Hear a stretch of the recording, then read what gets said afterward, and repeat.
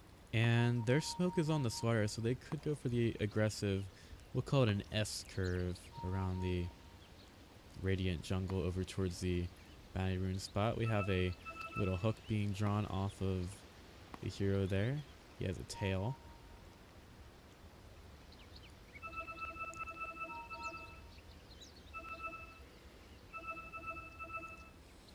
So hopefully this guy gets back in, because I'm quite sick of having the pauses, and I have recorded the time right now in case we get up to 10 minutes, but we're not going to for now. We will be just fine getting into our match here.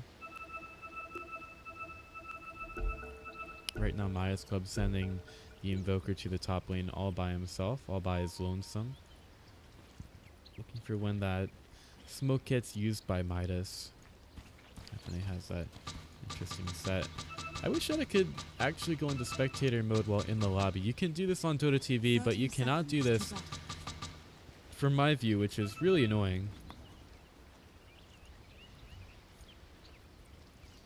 So Midas Club, they're starting to rethink their strategy here, going for a smoke and trying to make sure that Wheel don't take their rune. Derp starting to go over to the high ground. We might have a bit of a switch here. Wheel getting a little bit greedy. They've just left Ifrit out at their own rune spot, and he should be able to pick this one up. Will Midas be able to? No, they're way too late. What is this? He's gonna. Oh, they're gonna find the kill. Ifrit doesn't have any vision, and he's in some trouble now. There is a crush available from Bardo. Oh, but Ifrit, he gets a sleight of fist dodging it. Oh my god. Yeah, when you don't use that first level, it gives you the ability to do whatever you want there, and the smoke will get broken on the low ground there.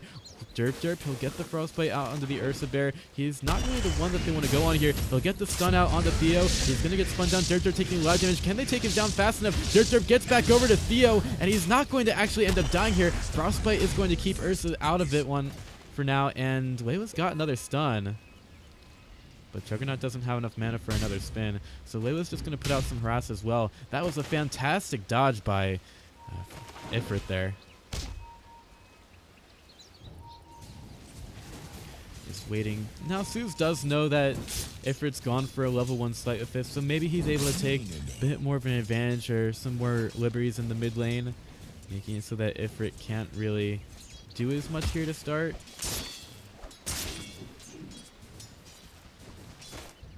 But even then, Ifrit gets up to level 2 pretty quickly, uses the Flame Shield to get around.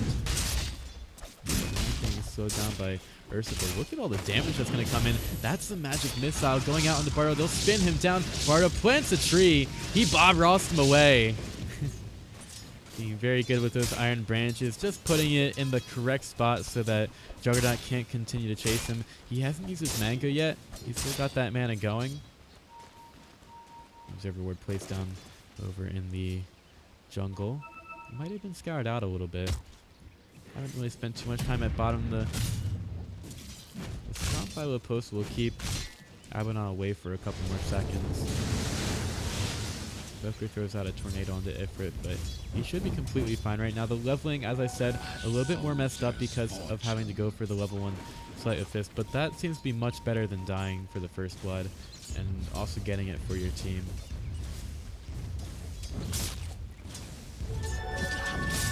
So, nice Sleight of Fist, trying to get the CS there. It's not too bad. I mean, it's only 50 CS for trying to do something like that. And if you're going to level it up anyway, you may as well get it.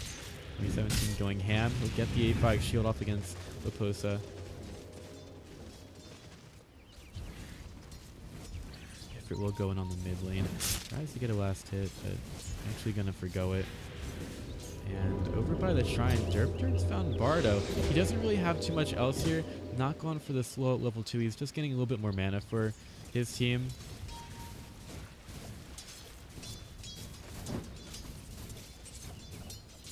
Go for it. Another tornado thrown out, but he'll get the Searing Chains off, and that allows him to get the last hit onto the range creep, and also a little bit of damage onto Suze. Starting to get rather low, but he's got enough gold now for the bottle. Loposa over to the side. He's not got enough mana for a stomp. 2017 just chasing him down. He doesn't have enough mana for the 85 shield, but it doesn't matter at all. He's going to be able to find the kill there. And actually, they're able to find another one. Another few! Midas Club. Oh, no. FNA. He's gotten low. Healing Salve is going to keep Juggernaut alive, and the tower does not cancel the regeneration. So all of that Healing Salve is going to be completely fine for Juggernaut, also putting down the healing ward. So they force the Ursa away from the lane. They've taken a kill there as well, and they're keeping the Juggernaut at full health. This seems to be a pretty big win for Wheel at top. Center and tornado combo by Ifrit. He has a slight assist, but decides not to use it. I think that would dodge an EMP. Not sure because I'm not an Ember player. I certainly don't like to play it against Invoker.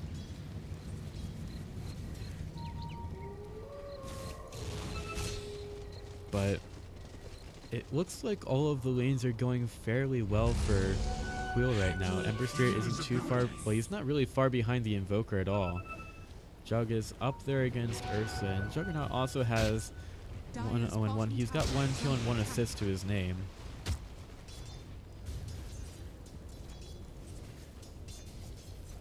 So Wheel, they're doing quite well in the early game so far. I guess only the Ursa's the one who's getting quite a bit more out of his lane than anyone else. And they're going to get the wraparound by Loposa. He's actually got the invis room looking for a stop, maybe out on the Layla. They definitely could take him down. Juggernaut getting a little bit far forward. The Satyr Creep also going to be helping out with a lot of damage. Dio's getting a little bit low. They are going to find the Crystal Maiden. Lots of kills for Midas on the top lane. Maybe Layla can deny himself. That's the only possibility he has of trying to get out of this one. Swire's got a sprint. He's got a crush. Layla low. Can he get to this one? He's going to throw out the Wave of Terror and decides not to try to deny himself at all. So that will be a 3 spot on Midas Club, and as well as they thought that aggressive tri-lane was going, it's been completely ruined. So as soon as that happens, the Juggernaut, oh man, I missed the fight recap, gosh darn it. But as soon as that happens, the Juggernaut immediately rotates to bottom. Now there's a little bit of damage on the FNA. The stun will be there. They've killed off the Ursa.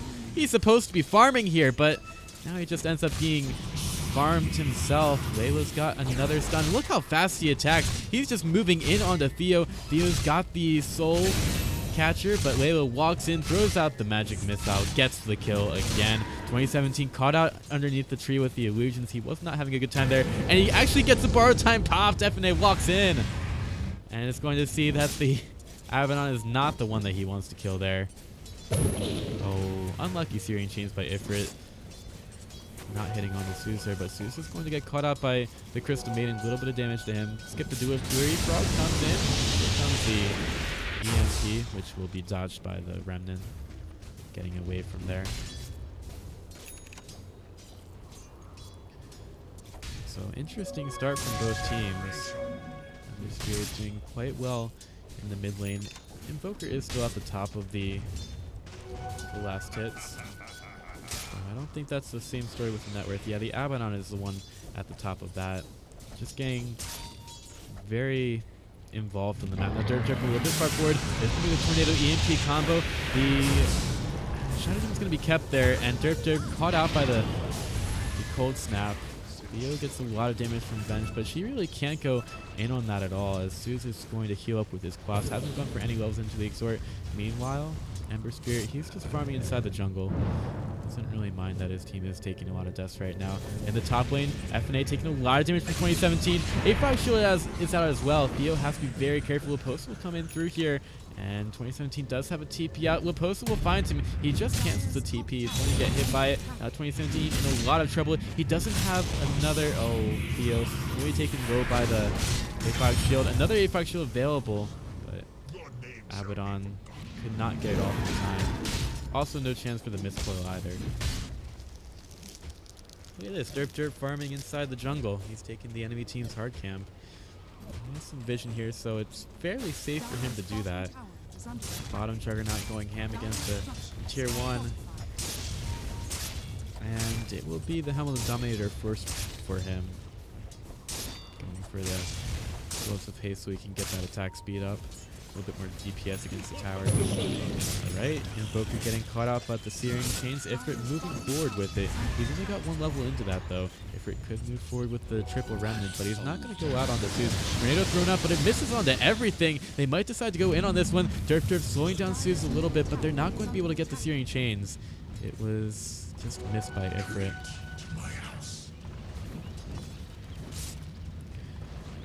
trying to do a little bit more damage onto the Ember, but he's just not going to be able to find anything there.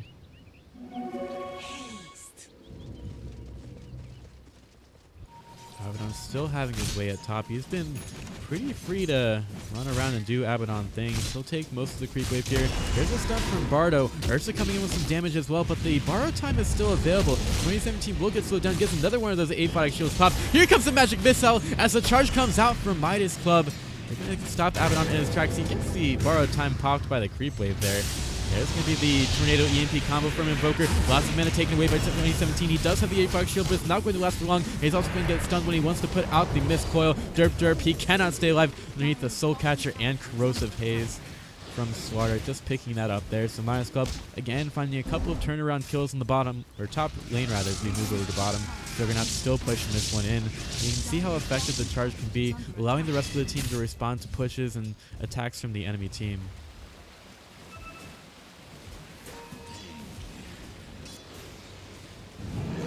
Has a lot of Hero Center on the top lane. FNA has had a really difficult game so far.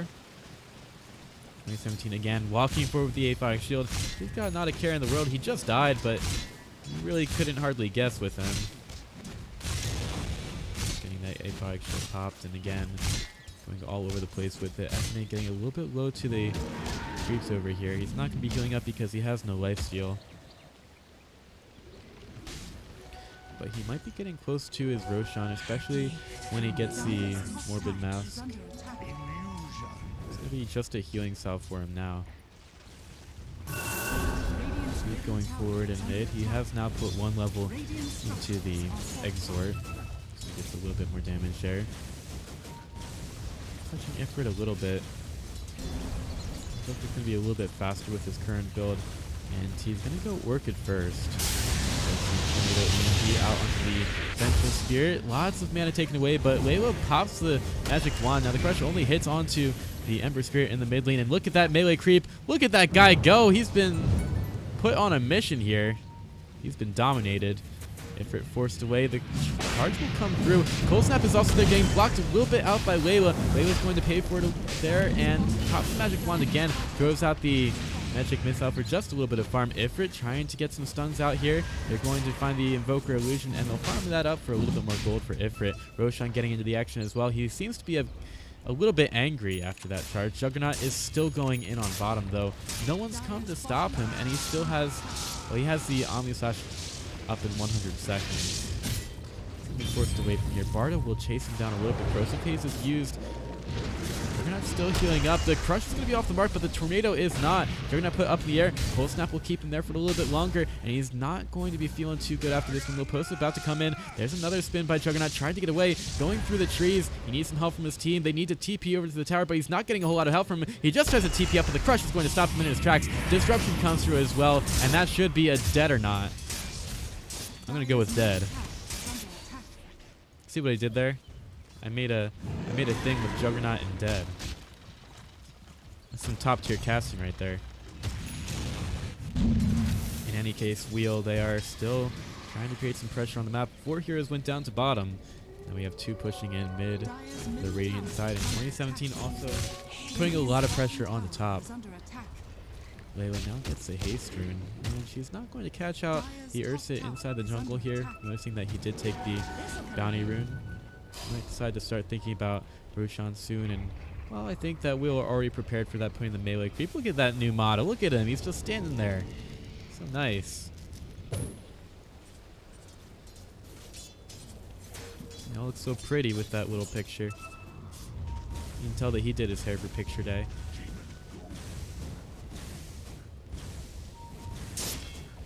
Suze is still going in on the tower, though, and we have a smoke over towards the mid lane for Bardo. Bardo's been doing pretty well to start this match. He's 1-0-4, hasn't taken too many deaths. In fact, he's taken 0. And he's gotten quite involved as well for Midas Club being involved in, let's see, some quick maths. We have 62.5% of the kills. There you go.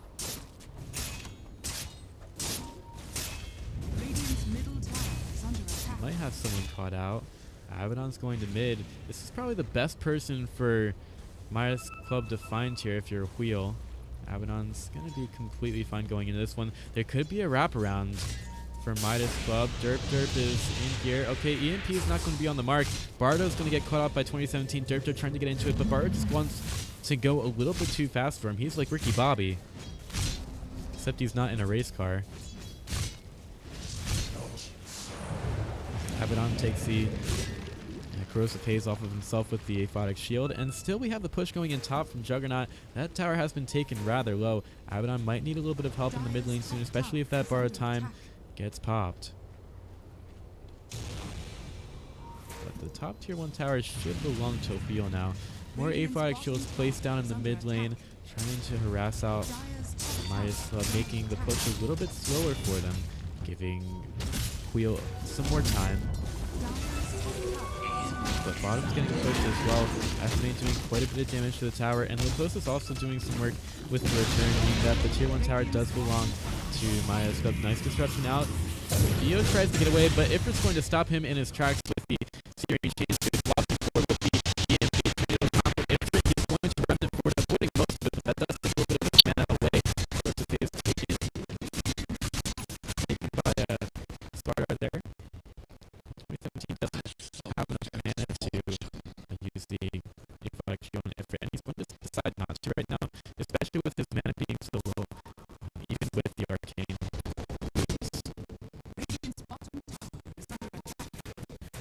So now maybe Sue's there, and the Sue's actually does manage to block that. So now with the dust being used, they're completely ready for when the Invoker tries to get away. He'll drop down the freezing field. Derp will just dance for the full duration, because that's what you do. If you're a person actually interrupting you a little bit early there, they will lock you forward. She's got no bounce here. They should be able to find the Sparta. He's completely ready for it. Miss Coil finishes off the kill, and borrow time right underneath the tower definitely helps you take it down. They got to take care of the Sparta. Lose a nice little bit of gold. Their wheel there. So he's on the tier 1 tower, taking down very easily with the first of the furnace on it. Forward by making things look with a nice little picture drawn on the map by Invoker. He seems to be making it with the swirls. The TP over the mid. So this now he's got the tornado and the EMP available to throw it out and getting on the nothing. As we'll take a few more towers off the map.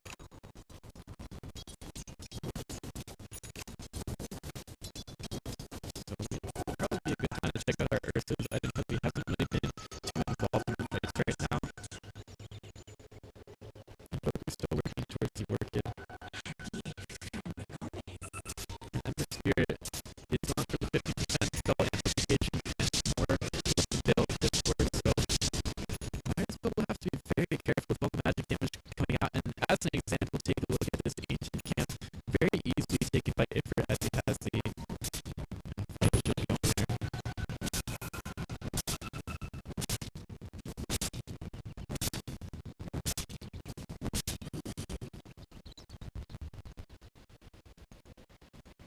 So now Wheel there. He's smoked up right now, all four. Moving into the dire jungle center. Might be one call out. Derp should be able to pick up the vision and let's post it. He gets the charge, but it's not going to be able to get himself away. He's got a little restoration after he puts down a stomp, but it's only going to hit onto a spinning Juggernaut, which does not help him at all. As Juggernaut finds the kill.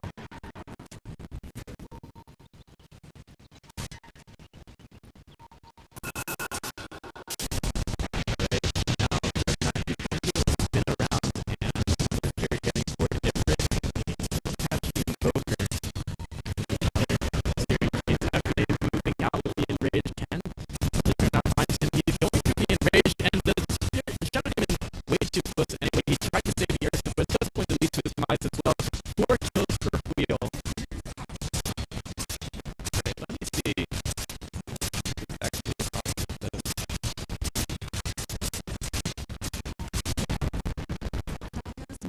alright, let's see if this fixes the sound.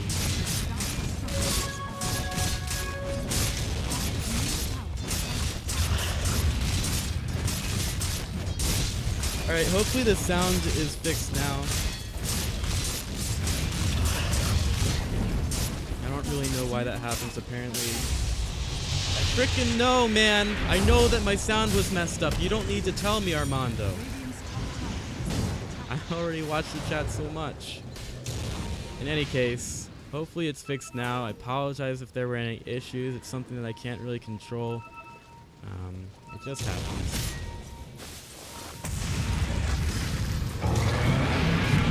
Closely going forward, we'll get the charge out on the Dirk.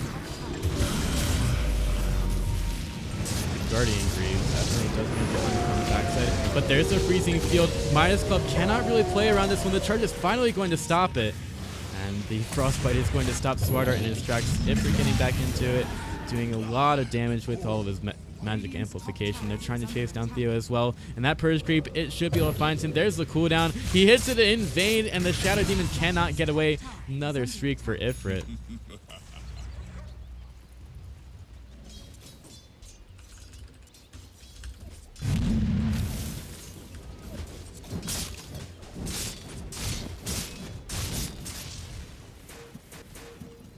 So Wheel will go in on this one. They can definitely go for the racks right now. They'll keep Ursa out a little bit longer with the Searing Chain. Centaur is got another charge in 15 seconds, looking for the stomp, but he's not going to be able to get it off.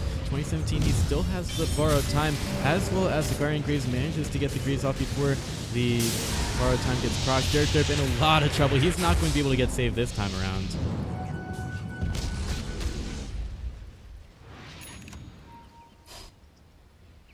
So, yeah, I don't know. It's like really ridiculous that I have these sound issues and then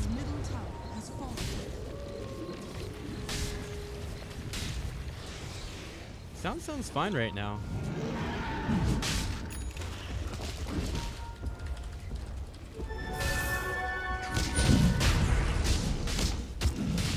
Alright, so my sound is fine, and it looks like the fix that I did worked. I have no idea what to do when it turns into that, or like what happens when it turns into that. No, I know my sound is there. And I never talked to the chat actually on the mic, but whatever. I know it's fixed. 2017 will get caught out. The Sparta is going to get the crush off, but still gets disrupted anyway by his kind of Shadow Demon. 2017 will get caught out by Ursa, but Ursa is going to get rooted in place by the Crystal Maiden. Double Edge coming through. They do manage to kill off the Juggernaut as Ifrit tries to get away. Now the cold snap in. He might actually, well, he's thrown out the Remnant. He's trying to man fight Zeus. He's still got the Flame Guard running, and he's going to get a double kill. Man fighting against the Invoker there. A nice Remnant away, getting away from FNA there. There's no way that he can get the Ember Spirit down. It's just so slippery, man.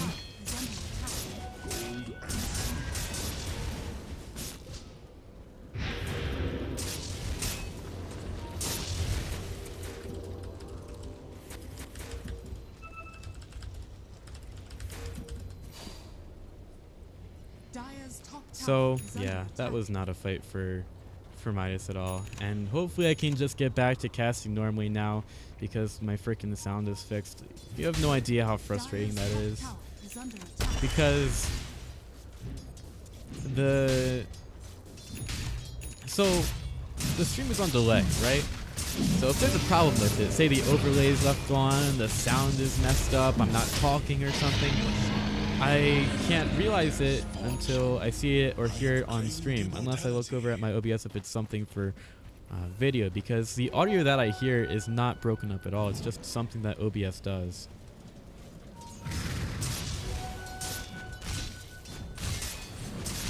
So the fix that I have is I just have to reset the sound-ish program, like the audio cable program that I'm using. Audio cables allow me to do a lot more of the virtual audio cables. They allow me to do some pretty cool things with my setup.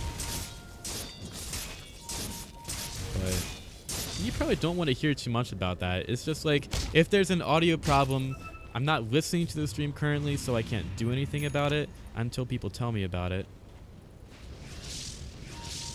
So then I go to fix it, and then people tell me about it even more for the 2 minutes that happened after I tried to fix it. It's a lot of fun. Running streams is great, he says sarcastically. It's not really great for viewership either, because nobody wants to listen to a robot talk. I think that's robotist. I think that people should give robots a little bit more love. think they get an unfair rap. But in any case, Suze, he's in the Ghost Walk right now, and they're going to find Derp Derp. They'll silence him with the Orchid and just jump onto him. It's a gangbang from Midas Club. They keep going with their ganking strat. Radiant's top tower is under attack. Also, a Radiance picked up for Ember through all of that. That's got to be a joke item. I guess it does amplify the magic damage. Radiant's top tower has fallen. Is that spell amplification? It is spell amplification. Magic damage. Never refuse good. Burn damage. I don't know if it amplifies the Radiance damage. Maybe it does. Maybe that's why all these freaking Ember Spirits are going for Radiance. It's really annoying. Oh no, Layla's into another bad place again. Theo's going to find Bardo in with the stun, but this time Wheeler showing up. And Slardar might be the one caught out. Remnant forward by Ifrit. Bardo's going to sit there and die.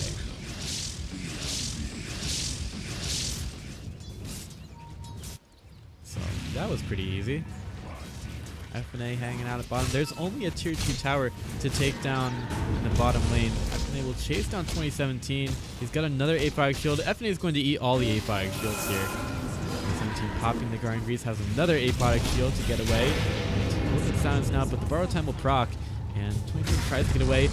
Ursa a little bit too early with that blink. 2017 will get slowed down a lot, but Vengeful Spirit's here to help him out as well. So it's kind of unlikely that the Abaddon dies here. But as I say that, he runs up the hill into FNA, and that magic missile comes out a little bit too late. And we are still thinking about pushing in bottom a little bit. Derp Derp runs up, pushes out the creep wave. Not gets away from Liz. He will get picked up by the tornado, and that should be a kill. It looks like the wheels are coming off for the Radiant side right now. Still, Midas Club finding a few kills, 2,200 gold. Derp Derp, he's in a lot of trouble.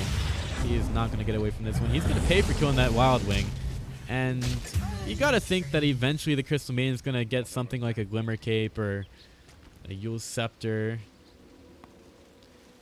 to try to keep herself from dying in situations like that, because she's probably getting really sick of it.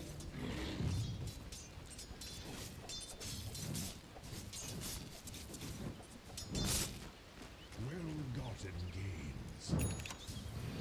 Also, I'm not feeling too great either. Have a little bit of a sore throat, but that's not going to stop me from casting, right? Casting is a lot more important than vocal health. I wouldn't really count Midas Club out of it just yet. We haven't really spent a whole lot of time looking at the net worth, but it's only about 6,000 in favor of Wheel after that, so I wouldn't say that Midas Club are really at an insurmountable deficit. On the shrine there, might go for a smoke now. Roshan will not respawn for a while. Looking for a couple of kills. Ifrit is on the top lane, and he still has the Aegis. Will expire soon, and Midas Club should be aware of the timing. Everyone's pretty far up in mid as well. Ifrit might go too far forward. He doesn't have the remnant out either, and he's going to get stunned. He still has the Aegis. They don't kill him. They don't kill him at the right time, and they will charge immediately away from this one. Over by the shrine, Shadow Demon will find Derp Derp, and it's going to be a battle of supports for a while until the rest of the team shows up, trying to kill a Shadow Demon. He tries to TP away, but he's going to face the full brunt force of Wheel's lineup there. And that was just not really the best place for them to be after Ifrit had died.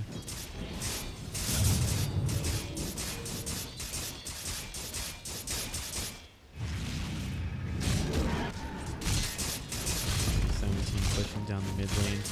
All the tier 2 towers are gone, so these shrines start falling for Wheel. Correct, while whistling. Those are fun to say, I guess. Oh no, that Purge creep is going to find FNA. Oh no, they run into each other, and Ursa blinks forward looking for who's going to be behind it, but the Purge creep is going to stay alive, and the shrine possibly will not. Ursa's getting close. that Satyr is going to keep looking, and he's actually in vision right now thanks to the Observer Ward. Now we do have another pause out from Midas Club, which have been taking a little bit of time for them to get back in the match.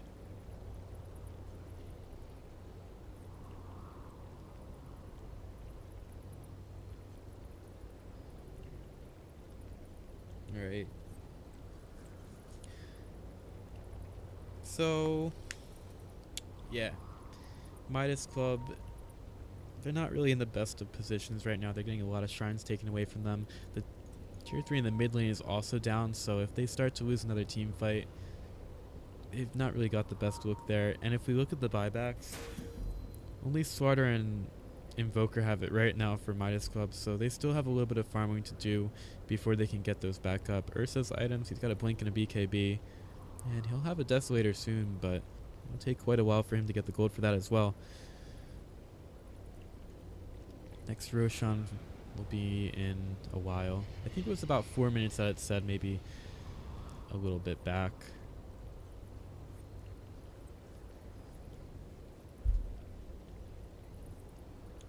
So hoping this guy can get back in here. I have been keeping track of the time this time around, but these pauses are really annoying because I don't know. You may have noticed with the sound thing, I've kind of been all over the place. I don't really know what's going on anymore in this match. It's just been a bunch of people walking around in Dota.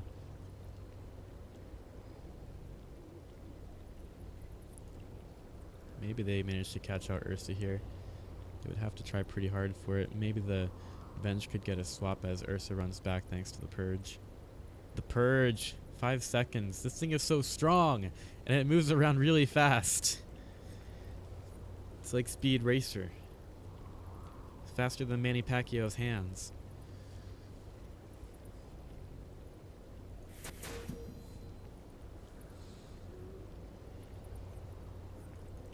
Hopefully this guy gets back in here sometime. We may as well look at the bracket again because that's what we do when it's time for a pause. So let's take a look at our bracket as we see this match. The winner will go on to face the winner of Team Freedom versus Team Red. And those matches will happen 2 days from now. Tomorrow we have the lower bracket matches where we see our first teams getting eliminated, and I'd like to bring special notice to Team Fire, who will play the loser of this match. And that team has Brax, Brink, Fluff and Stuff, TC, and White Beard on it. So I would expect that team to do pretty well. Jesus, I wish that they would stop playing ads over the game. It's kind of annoying if I'm going to keep talking. You know, if they're going to play ads over me, then I'm just going to go to a break because this is annoying. Alright, whatever, I'll go to a break. Because they don't want to hear me talk anymore.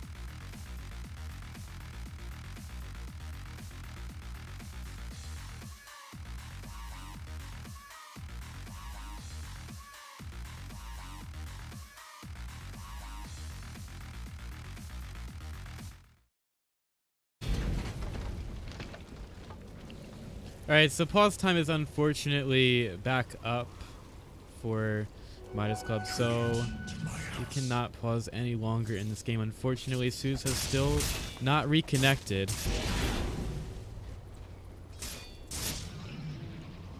And FNA managed to stay alive there. Near his shrine, which is dead. Roshan is going to respawn in a few minutes. Managing to get away. Ifrit is hanging out at bottom still. As Bardo tries to move up, will not be able to find Layla there.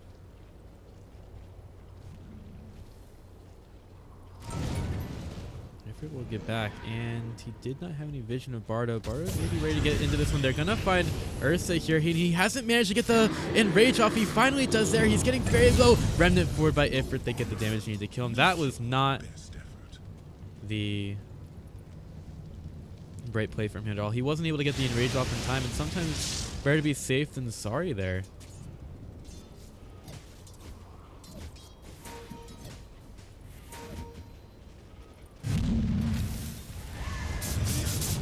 And now Wheel might be able to find their chance as they move down the mid lane. They're going to smoke up, looking to see if they can catch anyone out. Having Suze microwaved by probably Ursa right now is maybe not the best case scenario for them, as Ifrit just goes in. They get the Sentry Ward down, and we have a reconnect from Invoker. Alright. So they should be ready now. So he gets back in. Suze is ready for the fight right now. Bardo gets the stun up onto Juggernaut. Invoker is hard out here. The EMP does go up, but Juggernaut is still spinning through it, and he's hitting pretty fast onto the Rax. Well, lots of damage on the Invoker. If they can catch him out, the sound goes out onto Ifrit. He'll use the Mantis Style to be able to get himself free from it. Last damage again on the Suze, but he's in the middle of the ice wall, and he's got to get away to his Remnant, and he does there. He's gotten very low, though. No shrine for him to be able to get to. The Omni Such gets used by Juggernaut, managing to find the kill there. Looking for some more kills on the towers here. Ifrit has been cold snapped. He tries to get away. Bardo throws out the stun. Ursa going for Ifrit. They need to take this Ember Spirit down. But he's going to get another slight of Fist off. He's thinking about going back in. He is getting a little bit low on mana. We have a buyback on Laposa. EMP thrown out. Nice dodge by Ifrit, but he's still out of mana anyway. Dorkder is able to get away for now. She'll taking most of the damage. FNA gets into it. Those Juggernaut illusions are so strong, made by Shadow Demon. But still, that will be about 1,600 gold over to Wheel.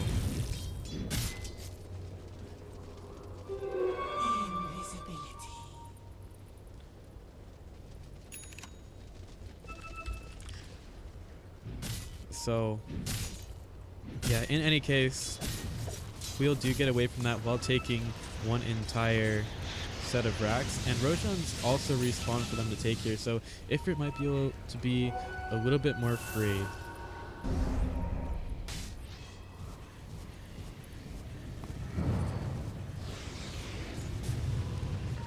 Sparta will blink over to the high ground.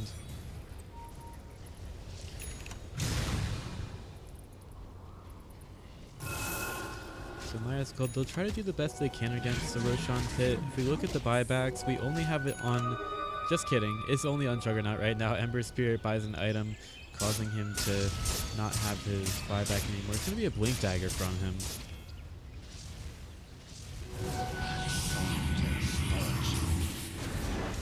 Suze. Yeah, he's doing quite a bit of work there, trying to farm these Ancients. He's got the Aghanim Scepter. He's just very far behind right now. If we look at the net worth, he's just the lowest core on his team.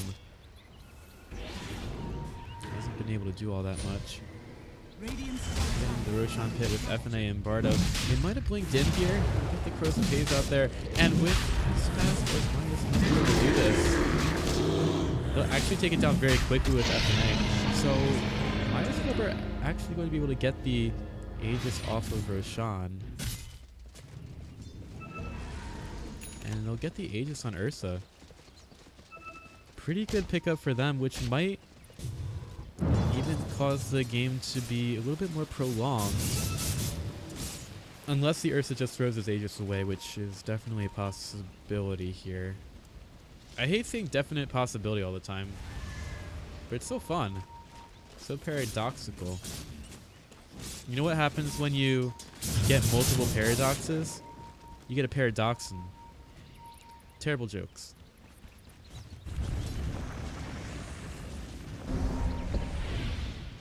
Zeus will push in the bottom lane. Pretty hard with the Forge Spirit. His talent tree is kind of interesting. I really hate going for the XP gain, even though he does receive a lot from getting to level 25.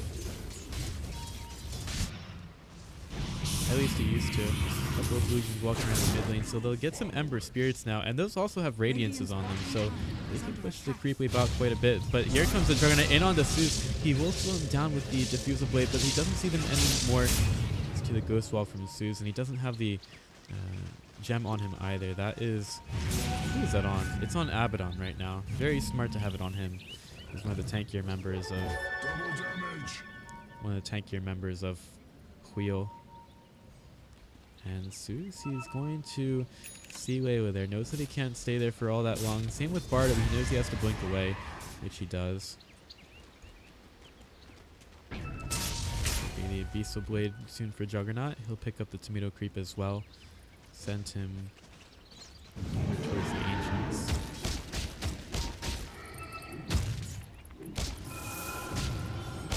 Bottom lane will get pushed in.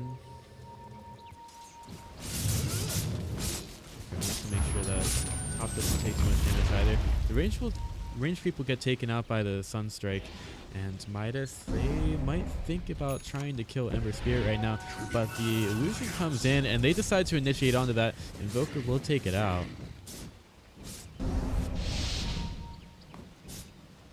Bottom lane still getting pushed in. I think it's going to get caught out. Nice little searing chains from the Centaur, but that's about as far as it's going to go, as Ember Spirit will remnant back. Nice little illusion farm for Zeus. He'll get some gold off of it. Doesn't really mean that much of a difference this late in the game.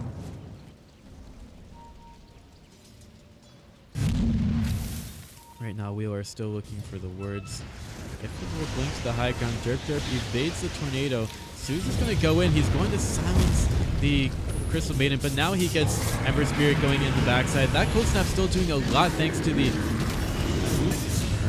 Well, I don't know. It's doing a lot of damage to Derp in any case. He'll use the Freezing Field. FNA moving forward, misses the Earth Shock. Layla will try to get out. They need to find Derp. There's a blink forward by Ursa, easily taking care of that Crystal Maiden. And maybe Ifrit's going to hang the bounce as well. Nice running away as soon as Bardo comes in with the Crush. Actually, a little bit earlier than that.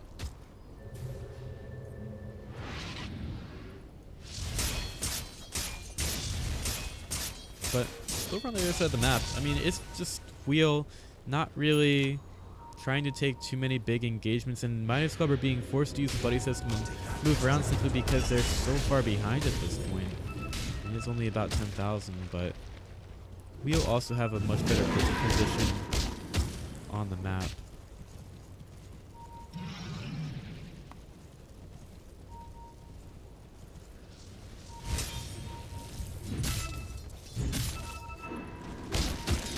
FNA, he's got no mana on the mid lane, and Juggernaut's going to be ready to come in here. Also has a Diffusal Blade. Mistcoil comes in, and they're going to use the charge to get him out of that situation. Not sure if they use the Diffusal Blade on him there. But in any case, Ursa's forced away from mid. That lane will push in once again with the Super Creeps. Full lane of Super Creeps. Maris are kind of far out on the mid lane, but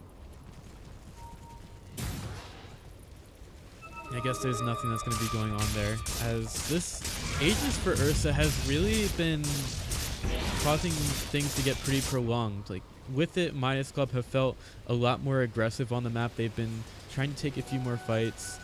Wheel haven't really felt like they wanted to take anything, especially with Ursa having the Aegis. They don't want to be put into a fight where he just comes back and wipes everybody.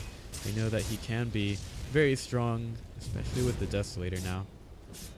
Something that you're kind of wanting to go for if you feel a little bit behind, which he was earlier. Gold and sweet. Will keep bottom pushed out. These Radiant Solutions doing a good job for Ifrit, and he's actually going with the Octarine build on this one. Well, a little bit more spammability for Wheel. Won't be the worst thing. I think he might be believing that he's an alchemist or something though. Alchemist from before the new Journey patch. Someone should probably let Ifrit know that he's not an alchemist. Radiant's bottom tower is under attack. As the illusions start to go to the high ground, FNA, he's going to be aggressive here. He doesn't have the Aegis any longer, and bottom lane is still being pushed in by Suze and Luposa as well. Invoker stepping up. Juggernaut will come in from the backside, but they need to have some kind of vision of him.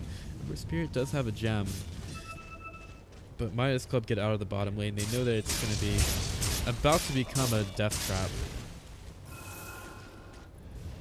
Next Roshan. We'll have to see when that comes back up. We've got 2 minutes until the normal respawn, but it could be quite a bit longer. FNA now has his Basher up, so we still have the gold coming in for the teams. Quite a few items being built up. Avalon should have the Aghanim Scepter soon, which would be really good for keeping the Juggernaut and Ember Spirit alive. It shares the damage among the team, I believe. It's really hard to see Aghanim Scepter upgrades in spectator mode. I'm pretty sure that's what it still does. I'm not sure if they changed it. That's the thing. I don't know if I memorized all the Aghanim Scepter changes, but I'm pretty sure that it still shares the 30% of the damage among the team or something like that, which is really good. Of course, the Centaur Aghanim Scepter does most of the same thing. Damage reduction by 60%. Which makes it even... Like, if Ursa pops in Rage, and then there's also a Centaur charge, that basically means he's taking no damage. He's supposed to have, like, 140% damage reduction if that's the way math worked in this game. Pretty sure it doesn't. But that would basically mean that when you take damage, you heal. FNA will find... Oh, that's a first hit bash. Nice remnant away by Ifrit, and he might even decide to go back in here, throwing out the Searing Chains. There's no one here to help him. TP out by FNA. Will he go back in? He's looking for Bardo. He'll blink forward. Searing Chains are there, and Bardo does not get away. Bardo will die there, paying for trying to go on to Ifrit, and he's feeling very confident with the Octarine Core giving him the decreased cooldowns. At top, Luposa, he's very tanky right now. He's not going to take any damage at all. But now comes the Abyssal Blade from Juggernaut. They've got the Blade Mail going, and Juggernaut is still taking a lot of damage through that. They've taken most of the mana away from Centaur, but now we have a reaction by Midas Club, throwing out the meatball and the Deafening Blast on the Layla. Nice force staff away, keeping her out of danger there, and the Healing Word will get her back up. Ifrit looking for the attack now. There will be a couple of illusions made. FNA finding a kill on the lower side of the map. Ifrit caught out inside the ice wall. They're going to get another remnant for it, but the BKB will be popped by Suze. Oh, that was a very strange swap back, but they managed to get the Shadow Demon down. Now maybe Suze can get away. He's still got the ice wall up, but that BKB will be running out soon. Ifrit finds the kill. FNA still trying to do stuff on the other side of the map. He's got the blink available, possibly going to Abaddon, but that's not really who he's going to try to get. The only thing that's really available for Wheel to push in here, because the creep wave isn't really close at all, is the mid lane. But they could also get to other lanes once they get the creep wave in to push the backdoor protection off the towers. The post is just so tanky right now with the Reaver, and he should be able to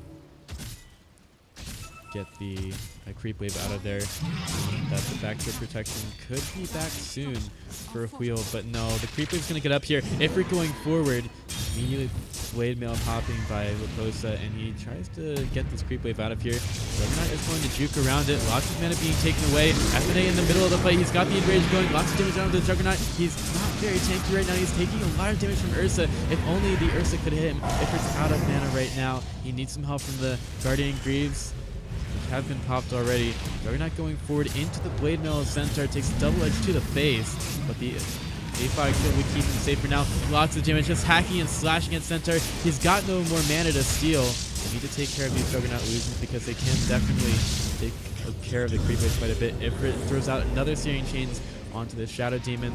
They're all over the place right now. The Tornado will not catch on to anyone. Bardo trying to go forward. Another Searing Chains by Ifrit. He keeps throwing these out thanks to the Octarine core that he's got. Swap back from the Bardo. They want this kill onto him again. He'll get hit by another Searing Chains kept in place, and he's nearly burnt down. In fact, he will. Layla finds one. FNA, he's getting locked in by some illusions now. Shadow Demon kept there for what seems like forever. Laposa nearly going down. Will he actually die? The Shadow Demon will be dead first. If it's so close to being dead right now, he'll use the Manta style. And finally, that Centaur is gone. Ultra kill for Ifrit. Can he get the Rampage before this game ends? He's gonna go for it because all of Midas are getting out of here. That's it! Ifrit gets all 5 as Midas Club get knocked down to the lower bracket by Wheel.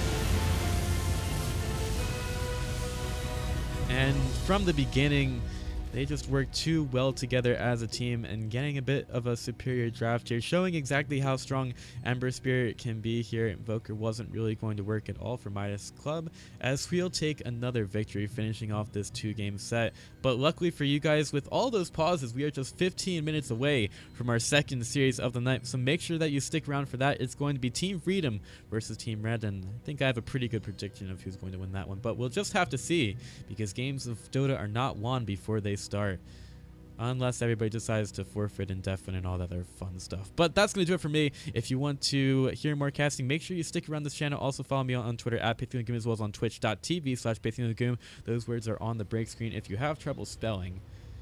I know some people do. But that's going to do it for our cast of Wheel versus Midas Club, with Wheel getting a 2-0 victory, moving on to the next round in the upper bracket. Thanks for watching, guys. It's been a lot of fun. And make sure you stick around for our next series tonight. Cheers.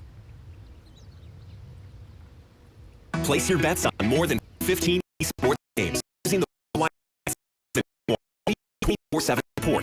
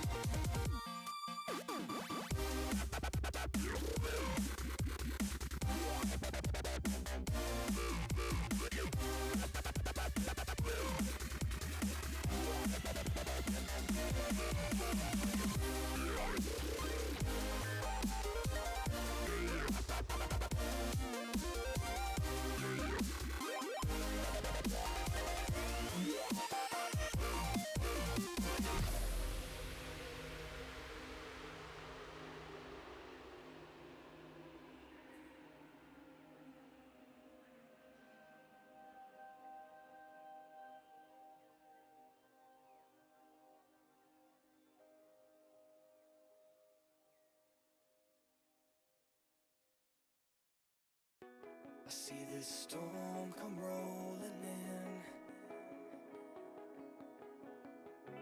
but you don't know me like you say you do. Will I run and find myself, or will I bite the dust and stay with you?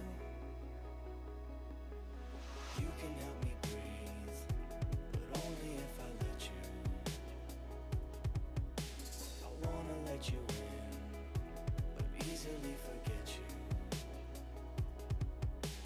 Try to settle down and try to worry less, 'cause when we face the eye, I hold you in my chest. All my life I've been so cold. I break the hourglass so much time unfold, and I try to make it back in this raging sea, 'cause I'm way too deep, 'cause I'm way too deep.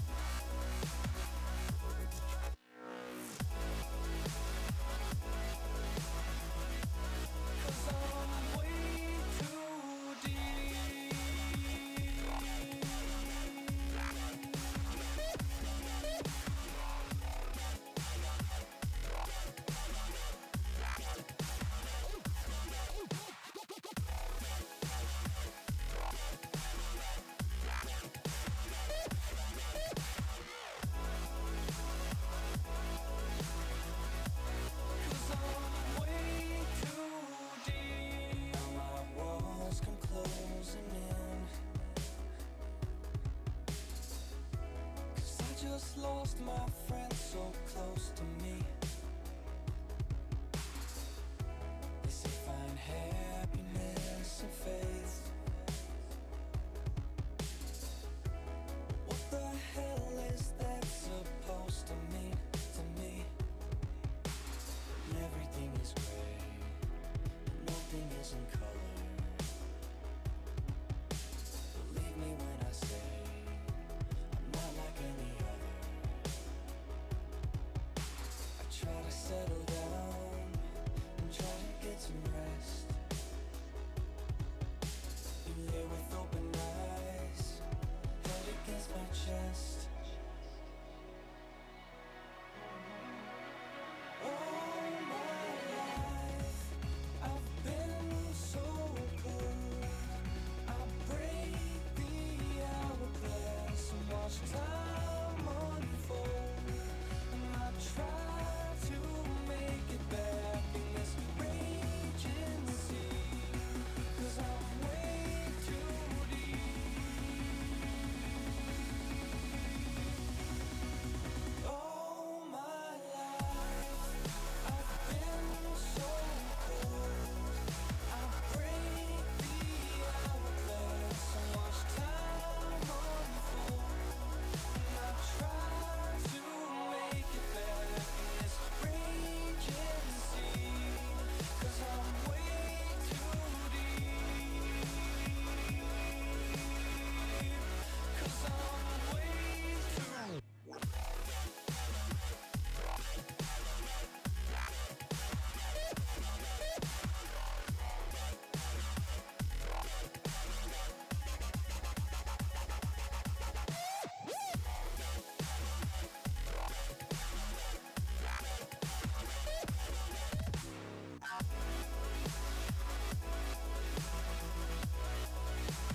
All my life I've been so cold.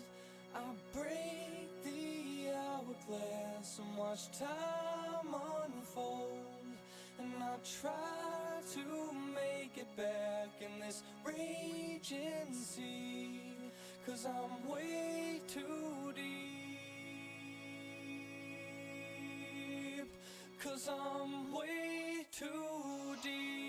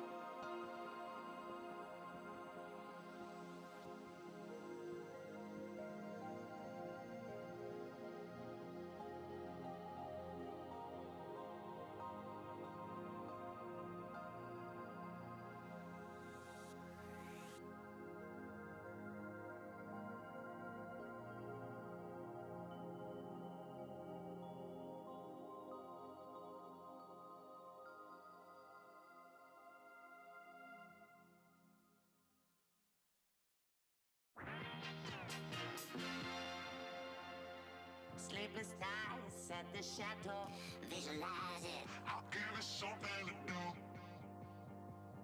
Kuch, kuch, wherever we go, visualize it. I'll give it something to do. Get a wildfire burning, visualize it. I'll give it something to do. Ace high and going all in, visualize it. I'll give it something to do. Spread it like peanut butter jelly. Do it like I owe you some money. Spread it like peanut butter jelly. Do it like I owe you.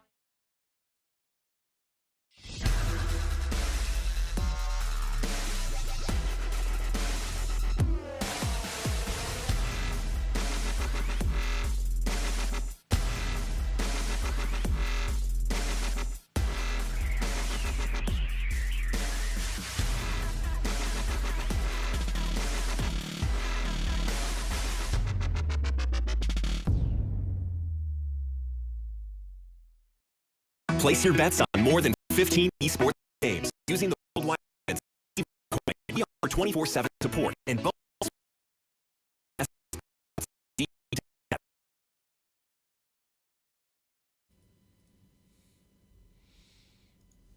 All right, so I think I can kind of see that ad getting messed up. So those of you that were telling me about that, thank you. I'll just listen to it 10 until seconds remaining. I figure out if it's actually 5 broken or not. seconds remaining. But if it is, I guess we'll just have to find a different way of playing Dire it. team But this is Team Red versus Team Freedom in the COD League Season number 4 playoffs. And we'll just get right into the draft because no one really cares about anything else. So Team Red, they're going to go with the Darkseer to start. This is a hero that has done pretty well for a 10 lot of seconds teams in the remaining. event so far. Also getting the Kato in there as well. That's something that we generally don't 5 see seconds from most remaining. teams. After the mana leak was nerfed, Reserve it time. hasn't really seen as much play anymore. Meanwhile, Team Freedom picking the Pit Lord and Disruptors. So Pit Lord's definitely known for getting quite a bit of farm and is really difficult to get out of lane. We might just see the Darkseer versus Underworld matchup because teams are likely to play tri-lanes and it's kind of annoying to play against an Underworld sometimes.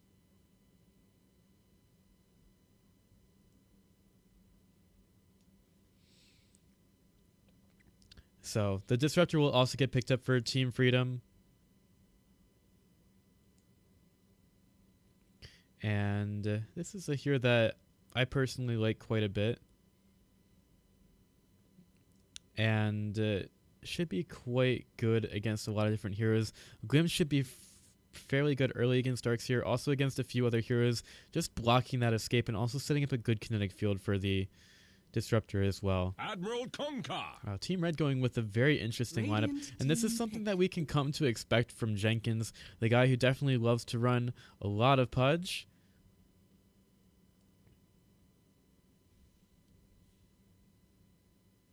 Yeah, that is messed up ad. All right.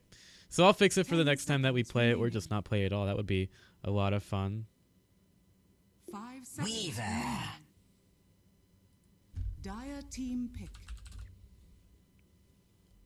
So Team Red, they pick up the Kunkka here. And I guess it'll work well for them. They're picking a lot of heroes that have been nerfed and pretty much letting Team Freedom get whatever they want. 10 seconds Because, remaining. I mean, the bans are okay, but if you're not picking up heroes that are 5 seconds really picked up a remaining. lot in the current meta, you're leaving pretty much carte blanche for Team Freedom to go with whatever they want. So they'll get Reserve a time. Weaver here for BSJ. And when you pick up the Disruptor, generally teams will not pick up a Weaver against that. So that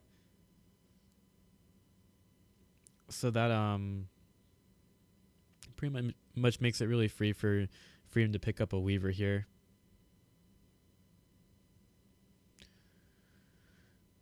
So yeah, 10 here we go seconds into remaining. our draft. We're getting pretty far into it. Stand Team Red getting very low on reserve time. It's almost like they had Radiant some kind of team penalty. I can assure you that they didn't, because I didn't give a penalty to anybody in this game, as they all kind of showed up on time. Drow Ranger. Maybe Jenkins took a while to get ready Dire for the team match, but ban. that was about it.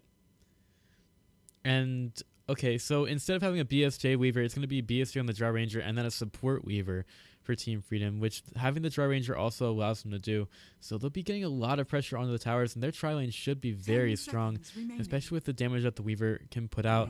Should be able to put a lot of damage on the Team Red here. They're going to ban out the Radiant team Tomato banned. Silencer, since that could also be rather good in this Drow strat. And that'll leave the ban up to Team Freedom. 10 seconds remaining. Might want to get a little bit more tanky with their last pickup here. 5 seconds remaining. I'll ban out the Lishrak. Something that Radiant they love team to run pick. quite a bit. Would be able to push in some towers, so they have the Coddle there for a lot of damage. I think that Team Red might already have their 2 supports, though, with, I don't know, maybe they run Sven support. I saw that a little bit. That was in the WESG finals between C9 10 and seconds TNC. remaining. I don't think it won that game. Maybe it 5 did. seconds remaining. In fact, I think it did win that game. That was game 2 or something. Could be Reserve putting time. out a huge amount of damage. And also, the Sven Darkseer combo is something that's very known and can find quite a bit of success if it can get started. And that's really the big caveat there for Team Red. If Team Freedom can push the lanes in very quickly, then the Vacuum Sven combo will not be able to be as effective. Especially when the Disruptor can get into the mix and mess things up as well.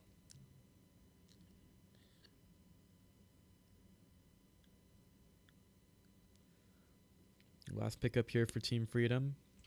You got a lot of options. It should be their mid laner for, I guess it's Tomato. It says Nora on the screen. Apparently Tomato is Nora. I don't know. It's kind of annoying when people use names other than their actual in-games or what they would want to be called. I guess because they want to hide their stats or something from teams or want them to think that's a stand-in. I don't know. But well, I guess we'll call him whatever his hero is, because if they don't want to use their right name, then I'm not going to call them by the name either. So Team Freedom have a lot of time to think about this one. Their draft seems pretty independent. The Weaver should be able to work around the map pretty well with the Drought Aura, constantly helping out with the damage. Disruptor should be deceptively strong with that Aura as well. And Team Freedom pick up the Centaur here. Dire team That's a pick. bit interesting. Is it actually going to be a Tomato Centaur? And I guess they could put him on the Jaw Ranger in the mid lane and then have the Weaver still do pretty good damage anywhere. That seems a little 10 bit seconds strange, though. remaining. 5 seconds Well, I guess we'll just have to see how Team Freedom decide to play this. Maybe they put Tomato on the Jaw Ranger. 5 seconds remaining. Could be a thing. But we're probably going to have to wait until we get into the match to start out, as the last pickup will be a Puck for Team Red. Again, trying to work around the big AoE combos that they have. If they can hit a good vacuum, they just have the Wombo combo that should be able to take down Team Freedom. But that's really the big problem. They need to be able to hit it. They have to get their items and levels up early, just because Team Freedom should be hitting pretty hard.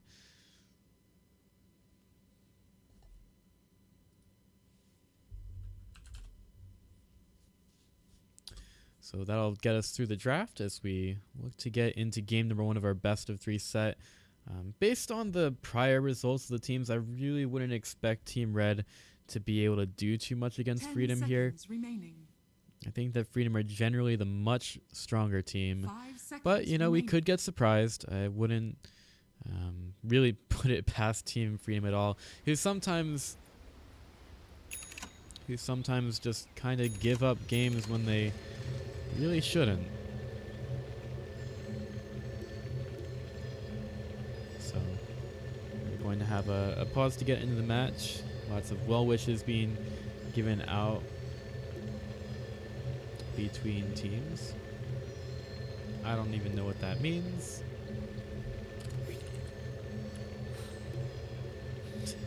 All right. Lord. Okay, so a little bit of fun there between the teams as we get into the match. But hopefully we are on pause because I don't know if you're me. You're probably not me.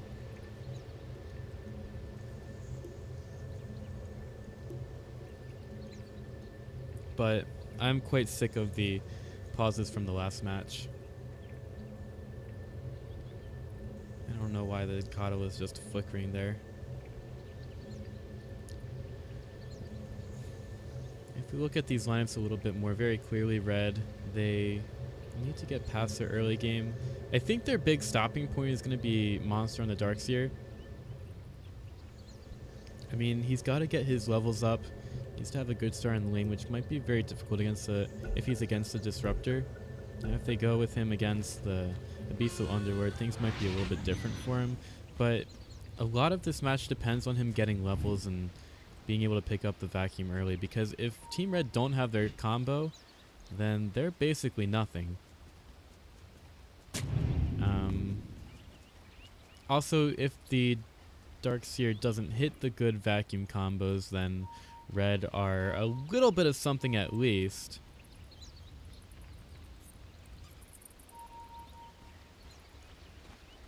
But they would definitely not have the big combo that they've been looking for with this draft. And they're also slightly... well, they're not that cooldown dependent, but there are a couple of short breaks in between fights that it will be difficult for Team Red to do anything. And also, the charge could make it so that the combo doesn't necessarily hit as well. Eagle moving up. He's got the Shikuchi. Could be doing some good damage to Ryu. He's being forced away from the rune spot. And he's going to start to hit the bug. Here comes the... yeah, they're not going to have enough vision for that. And Eagle's just forcing out Team Red to put out all of their spells for this one. That's so strange. Also, Jenkins, he's gone for the Illuminate first.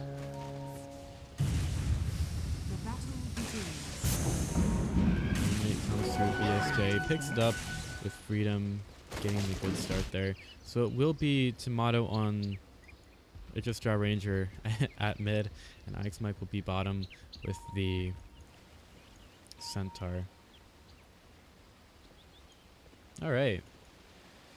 So Eagle's already in a very aggressive position. This tri-lane, historically Freedom have been pretty good in their tri-lanes when they're actually trying. But get it, trying in a tri-lane. The jokes. But oh no, Eagle's gonna find Jenkins. We'll at least get the Sentry Ward down, and Ryu, oh, the Illuminate will come out. Eagle starts to go to work onto the Kunkka, and the Kunkka will take a lot of damage with that Drought Aura still going in there. Being in the mid lane, Drought should be able to get quite a bit of work done here, but Bloody 9, he's a pretty good puck and is already harassing Tomato quite a bit. Eagle is already putting some damage on the Ryu, but there's a lot of vision here from Jenkins, and he'll put out the Illuminate. This hits onto literally nothing. Oh, it hits onto Juby. Wow, long range Illuminate to kill off the Disruptor a little bit there. It's definitely going to touch him hard. Give him the bad touch. Show him on that doll where the coddle touched you. Eagle about to go around the backside. If you look at the vision here for Freedom, they don't see a whole lot behind the tower. Eagle's just trying to work back there, trying to give Jenkins the fear of God.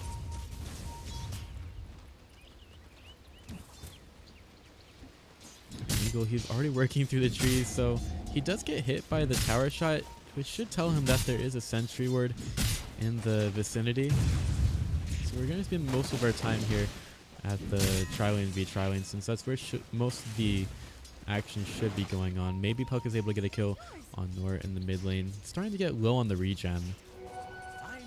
He's going to try to get the Wraith Band. Jenkins picks up the Bounty Rune with Eagle trying to get away. His Shikuchi is down, still at level 1. Ike's Mike with an interesting position against Monster. He's going for a man play right now.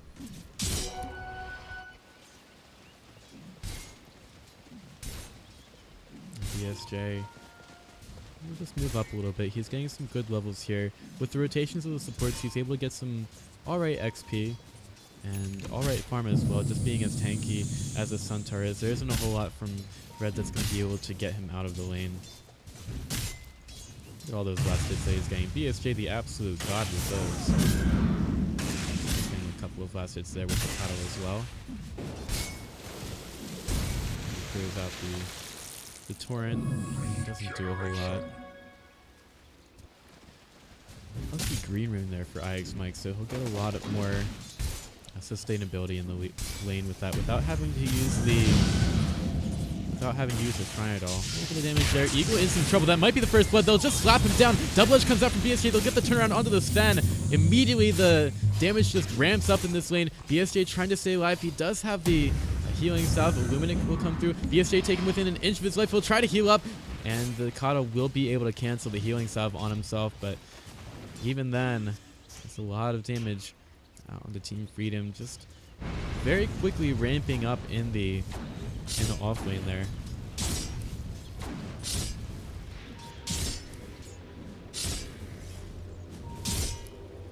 Also, we'll get back over towards the lane. IX Mike making his way away from here. The Iron Shell slowly chasing him down. Tomato, he's putting out a little bit of harass from Bloody 9, but the harass is a little bit better from Puck. At top, again, possibly a little bit of damage going on there as Eagle will get the creep wave back over towards the lane.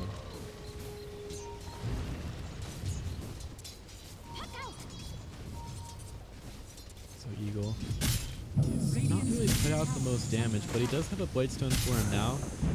A little bit of a deep dive onto Draw Ranger in the mid lane. Ryu just going in there at level 2, making Radiant's her middle tower is under attack. set her position a little bit further back.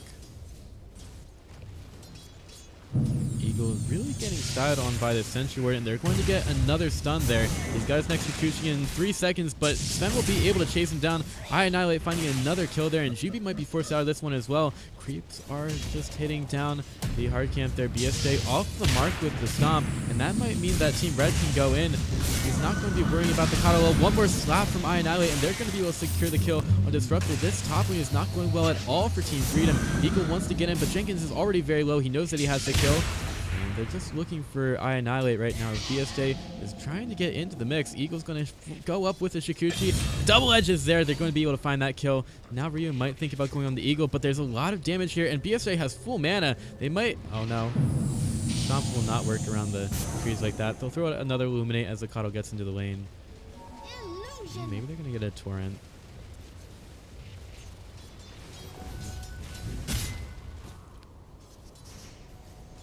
So, in any case, Juby, he's helping out the Draw Ranger a little bit on the mid lane. Bloody 9, he's just had a very good time here. Draw Ranger hasn't quite gotten to level 6, and he's gotten outlaned heavily in mid. It looks like Team Freedom, they've just sacked him so hard here. When that Tri Lane doesn't do well, Tomato's not going to get a whole lot of help at all. And Draw Ranger's not really one of those independent mid laners either. Like, she... Against one of those normal mids like Puck, especially a good player like Bloody 9, it's not really going to work too well for Draw Ranger. And the Dreamcoil is also available here. Dreamcoil out onto Juby. Illuminate is going to be available. Glimpse goes out. Maybe Jenkins is able to find it. Oh, that's a lot of damage. Huge damage by Weaver. Just helped out so much by the Drow Aura. Maybe Weaver also goes for Bloody 9 here, but he doesn't have a whole lot to be able to do so. And the Swarm is also down, so they'll be able to find the auto kill and nothing else. Centaur, he'll get stunned. No chance for a stomp. He'll get it off, but I know it walks right back in. Nice juke of the stomp by him to be able to find another kill at top. He's 420. 420 blaze it at top.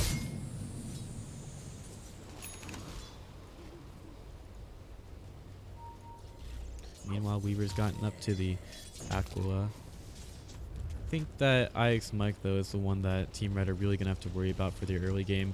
The way that you go with the Underlord, you're going to be getting the Mechanism, the Arcane Boots, which Mike already has. You're going to get really survivable in the early game, which helps the Team Freedom push. You don't necessarily have to win this early game so hard. They just have to make sure that they get some good timings on Draw Ranger's items, some good levels on her, so that they can be able to get some good pushes off to start it out. And once they get those pushes, they'll be able to get a good net worth lead as well. Eagles doing a ton of damage to Ryu. The Centaur ultimate is going to get used. Glimpse goes back onto Ryu, back into a lot of trouble. Weaver getting hit by the Illuminate, and he's right underneath the detection as well. Ryu does die to Juby.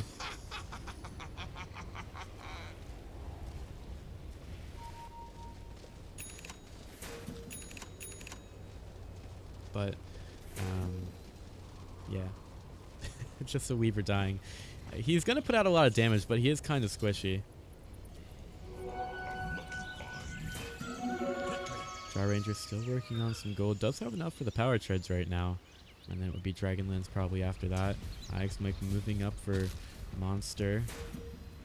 He'll get his arcane boots up in a couple of seconds. I'll take that. Eagle just hasn't been able to do so much. Red have put a lot of money into detection early, and Weaver just continually gets caught out in bad places. Rotation on the mid lane. BSJ is the one here. A little bit more difficult to take it down than, say, a Jar Ranger, but it looks like Red are ready to try. They'll throw out the X for the Torrent. They'll get it there. Illuminate is on the mark as well. 29 won't go in for it, though. BSJ is a little bit too tanky. They'll go for Juby. Lots of damage is there, and the silence with the Waning Rift will come off. Illuminate also coming through. Sven is here. Can he throw out the... Oh, he's going to get enough time, but a nice gust from Tomato is going to keep BSJ alive for now, and Annihilate. He's looking for someone else to throw the Stormhammer on. Puck will not go forward with that one. Tomato takes the Illuminate to the face, and Ryu could throw out another X. He will get it out into Tomato. This is where Freedom would have to react. Tomato nearly just giving up there. It's just not fun for him at all as Ionite finds another one with the God Strength. Now, Bloody Knight in a little bit of trouble. He'll use the... Oh, no, he's been stomped. That's a double edge. So Puck about as squishy as a Weaver. Ionite brought right back in. He'll try to TP away, and he will be able to make it out. But Jenkins has been founded as well. Eagle takes the full brunt of the Illuminate to the face, and, well, nice time lapse out by Eagle. He gets away from some big damage. Jenkins takes one slap from IX Mike. Eagle looking for some more. He'll be able to take down the Kunkka. Radiant's bottom tower is under attack. So Team Freedom turning that one around pretty well, and they come out about 700 gold ahead of that fight. Nice involvement from IX Mike getting into the fight. That was a very deep dive from Team Freedom, and BSJ, he's doing a little bit of damage out on the Monster. Now Monster will get some mana, and BSJ has to try to stay alive. When it comes through, barely tickling the center at this point with the helmet, Hood of Defiance being popped for him. Too many helms in this game. Ridiculous. Ryu finding Tomato with the Torrent, but they might walk back in with the Pit of Malice, and I know he's going to be forced out of this one. Dream Coil comes from the backside. The Dark Rift has been used, and Tomato's going to get away with Ix. But actually they're going to cancel the Dark Rift. Alright, Tomato's going to be kept here. God strengthened by Sven. The Torrent is going to be on the mark. Can they take this Sven down? Oh, the Blinding Light is going to do a lot of work against the Weaver, making it so difficult to take down the Sven. Eventually they do. Pit of Malice also doing a ton of work here. Eagle going around all over the place. He's got... the detection is not on him. 49 getting very low. The Iron Shield right next to Eagle puts out another Urn of Shadows on 49. 49 trying to pop next to the shrine, and he will be able to stay alive for now. But Eagle wants a little bit more, and he goes up to the high ground. That is not where the Eagle wants to be. That was too aggressive from him. I don't know why I'm still looking at CS, but we'll see that IX Mike is at the top of that. And he also has some mechanism bought up right now. I wonder if they actually canceled that Dark Rift. I'm just not as familiar with that spell as I should be to know what was going on there, but I think that Team Freedom wanted to fight there. It just wasn't the best fight for them to try to take.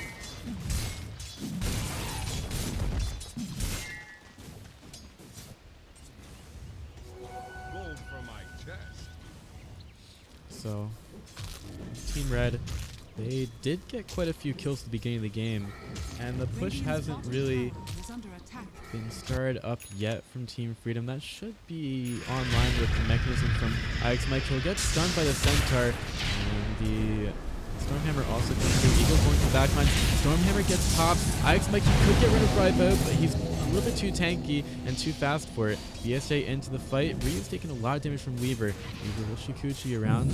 Cuddles here as well. Glimpse back in the middle of the kinetic field, and there are a lot of heroes surrounding Sven. He will get killed off in the middle of the side zone, and they want a little bit more. They'll charge forward. Ryu's very low, but I don't know if they're going to... Oh, they're going to get the Pit of Malice out onto the Cuddle. Locked in by BSJ as well. Double Edge finishes him off. Just a huge burst damage, and nice catch from Freedom. And he seems to find them to kill. Tomato is... he's going to be Radiant's bottom farming up tower the is Ancients under for now. attack. Dire's top A little tower bit worried has about him fallen. getting caught out, especially with Bloody 9 being in the area, but he is right next to the shrine, which Team Freedom could react to if necessary. Bloody 9 seems to be aware of the Draw Ranger farming, and, well, now Nora's being caught out. Veil of Discord onto him.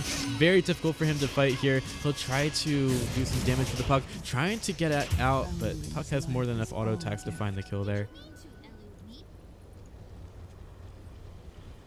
Mike is still at the top of the net worth, building up towards the Yule Scepter right now in the mid lane. Ryu's been found by Eagle. The X has gone out. He'll pull Eagle back. There's a glimpse back in the middle of the river. The boat goes out, but it does literally nothing. Ryu he doesn't even have rum on him. He doesn't even get his rum. It's not good. So Eagle doing a little bit of work on the mid lane. Nice synergy with the glimpse there to kill the Ryu, the Kunkka. Meanwhile, IX Mike still doing his farming thing, staying at the top of the net worth, keeping that nice spot for Team Freedom, making sure that he's as tanky as possible. Very difficult to bring down.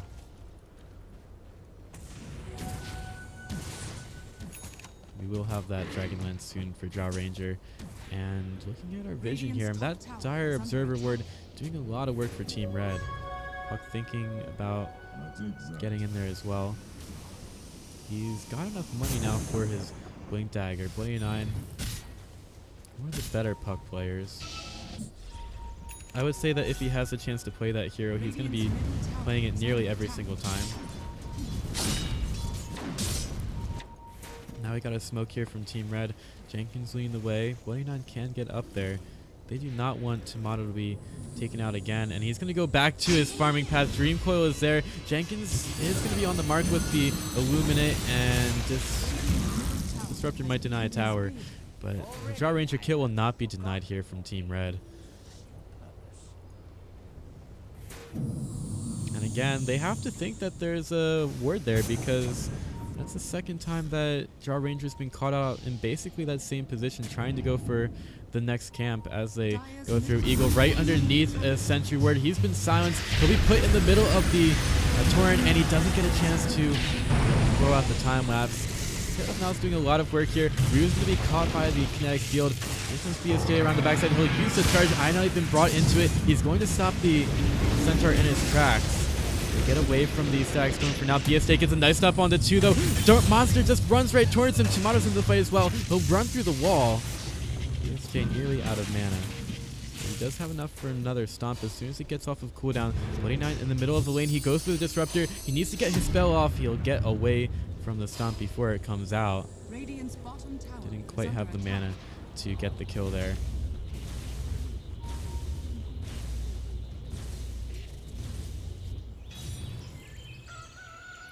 So Team Red, they're still finding a few kills, and they might actually find one on the bottom as well. Eagle going forward takes a lot of damage and loses the time lapse just to get that little bit of health back.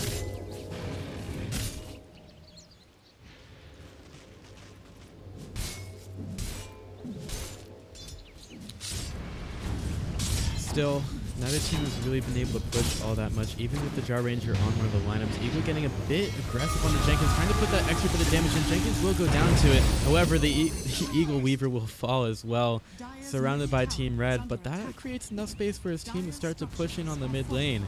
Tier 1 tower in a lot of peril here. Annihilate can run in. He's got the war cry going. He puts the purge stream forward as well. BSJ comes from the backside. That's a double edge, and there's no one here to react to this one. Sven staying alive for a little bit longer. Courier nearly dying as well as Freedom get the kill, and they'll Dark Rip to bottom on the back of the Abyssal Underlord. Dire's middle tower is under attack. And they could get a tier 1 here as well. Team Red will have to defend this if they want to have a chance. They got to commit a lot of people here as well, as Weaver's showing up as well. Illuminate will come through. BSA could go to the back of the tower. Barely takes any damage from it.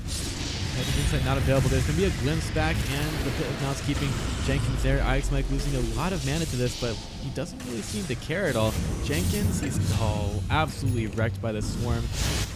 And that would be a torrent on the 2. Puck in the middle of everything. There's the Dream Coil, but now he's been silenced in the middle of the Stack Storm. The tables have been turned. Here comes the boat. It's going to ram over the Weaver, but Weaver is going to be able to put out a huge amount of damage as well. Another nice torrent from Rio. They're going to get stopped by the Stormhammer. Nice vacuum on the board. That's going to kill off the Abyssal Underlord, and the Atrophy Aura is now gone, but that Pit of Malice still being super effective for Freedom as they're finding so much. Eagle gets very low. He's not got his time lapse, but he is still working towards the Aghanim Scepter and gets a couple of charges towards the Urnum Showers as well. That tier 1 tower going the way of Team Freedom. And they will get over the top, TP to the shrine, pick it up, get a lot of mana and health. And do they go for Roshan right now? They have a Draw Ranger, should be pretty easy for them. She doesn't have the Dominator picked up for her, but she does have some double damage rune. BSJ is mighty tanky to take this as well. Alright, so the first Roshan of the game goes the way of Team Freedom. Eagle gets underneath it, and he'll pick up the Aegis. I guess they really want his damage here. Support's feeling special. Radiant's bottom tower is under attack. And Team Red, they've got their items up and they have the combo, showing exactly how effective it can be in the last fight. But the X factor here was the Pit of Malice. It just made things so difficult for Red to go into, and just the way that that fight was positioned in the trees, it made it so difficult for Team Red to ever get in there. Eagle going around the side, he is going to get scouted by Monster. And Jenkins is currently in the trees. He's going to throw out the Illuminate. He is going to get scouted by Weaver right next to him. The Weaver tries to kill him off, and Jenkins will not be able to TP away. Meanwhile, top is still getting pushed in. Sven about to get hit with a lot. Firestorm is there. Pit of Malice. Ice Mike taking a lot of damage from it. And with Sven being silenced, Ix Mike able to dodge the boat with his Will Scepter. God Strength gets used. Ix Mike trying to get away, but the Purge Creep is going to keep him there for a lot longer than he wants to. Second torrent will hit, and Ix Mike will lie dead again in the dire jungle. Dire's bottom tower is under attack. Very fast Aghanim Scepter for Weaver. As long as he isn't getting caught out by the initiations of Team Red, that's going to give a powerful tool to Team Freedom. Time lapse on a 12-second cooldown can be used on anyone on your team.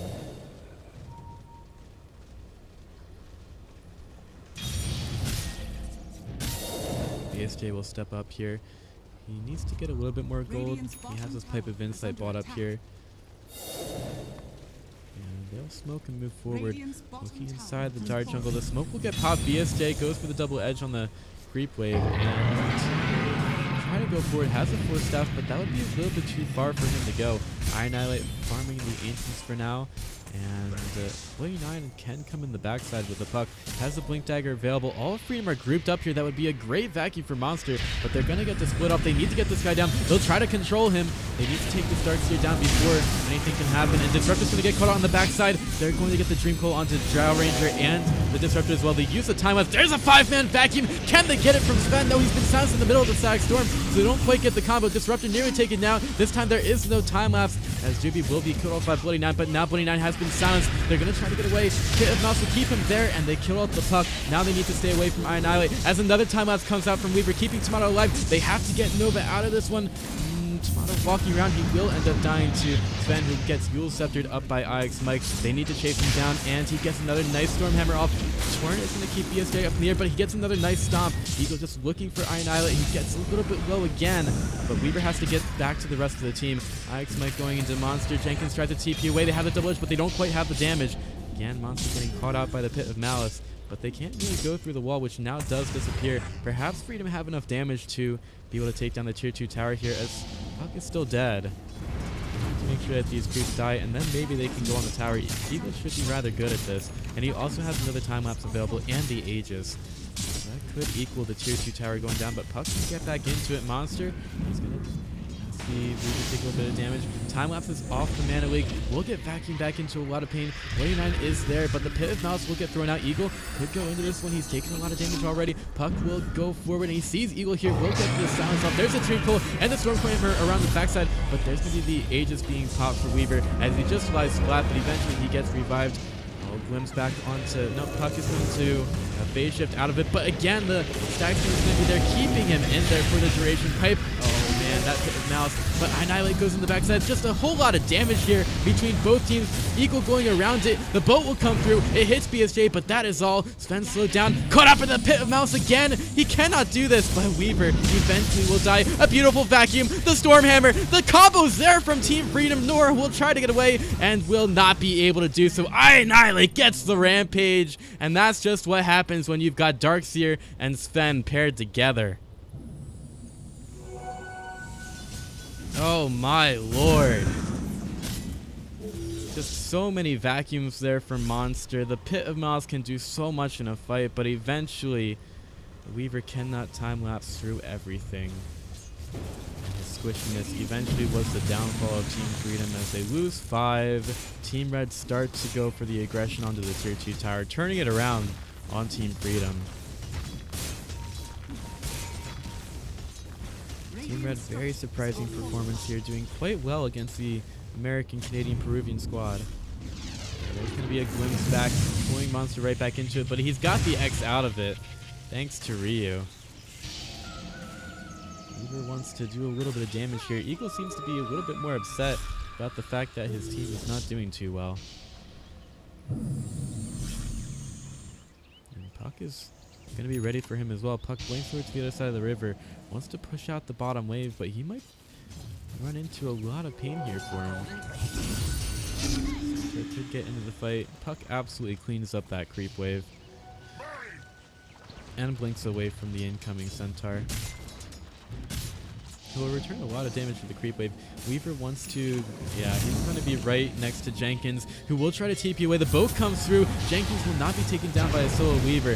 Will be X'd back into a torrent, but Rio was a little bit off the mark with the boat. Now 29 is going to silence Weaver. Weaver in a lot of trouble. He could try to get the time lapse off. He cannot do so. Damage is there from Red. And Eagle's really got to start to work with the rest of his team soon.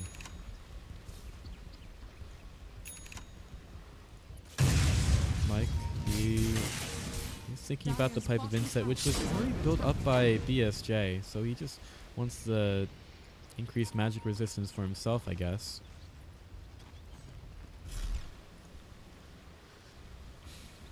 But Red are still doing quite well, and if we look at the net worth, it is rather even right now, only about 1,800 on the side of Team Red, and XP is around 6,000 as well.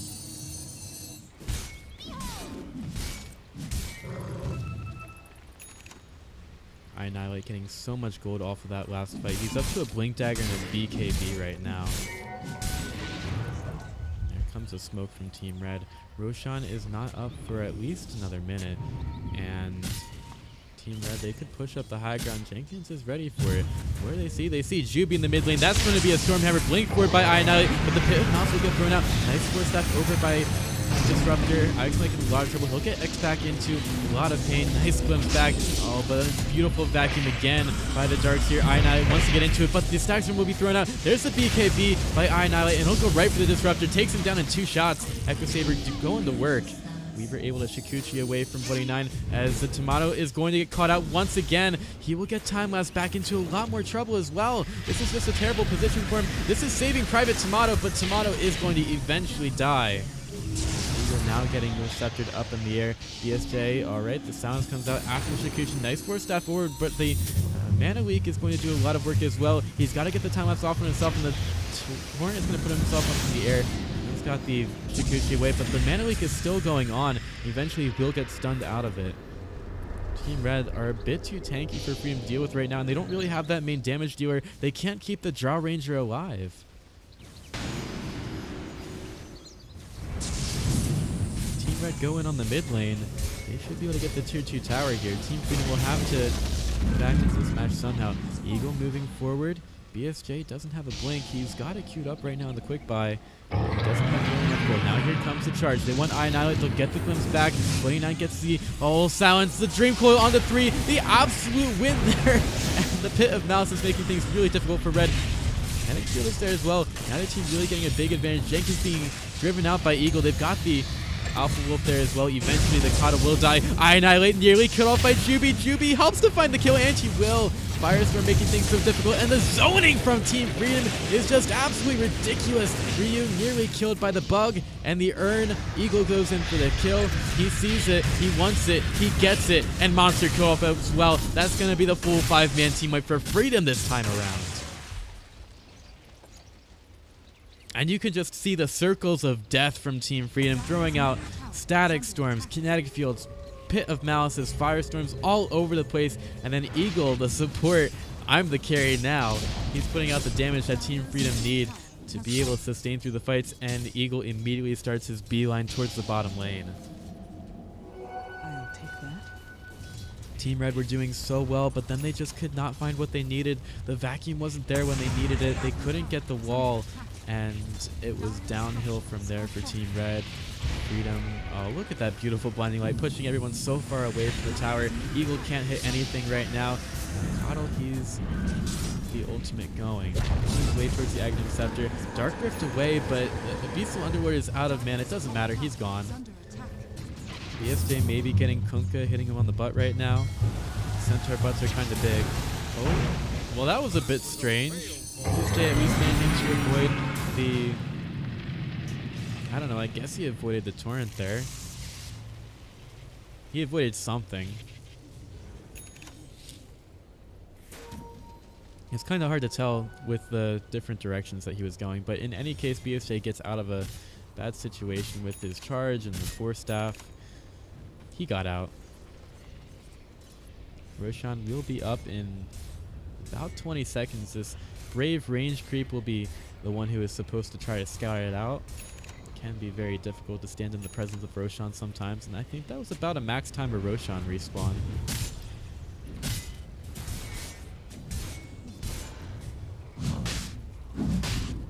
So Team Red, they will have some pretty good vision of it when it respawns, and that range creep is getting owned by Roshan, and he's going to run right into the arms of the Centaur. BSJ ends his pain.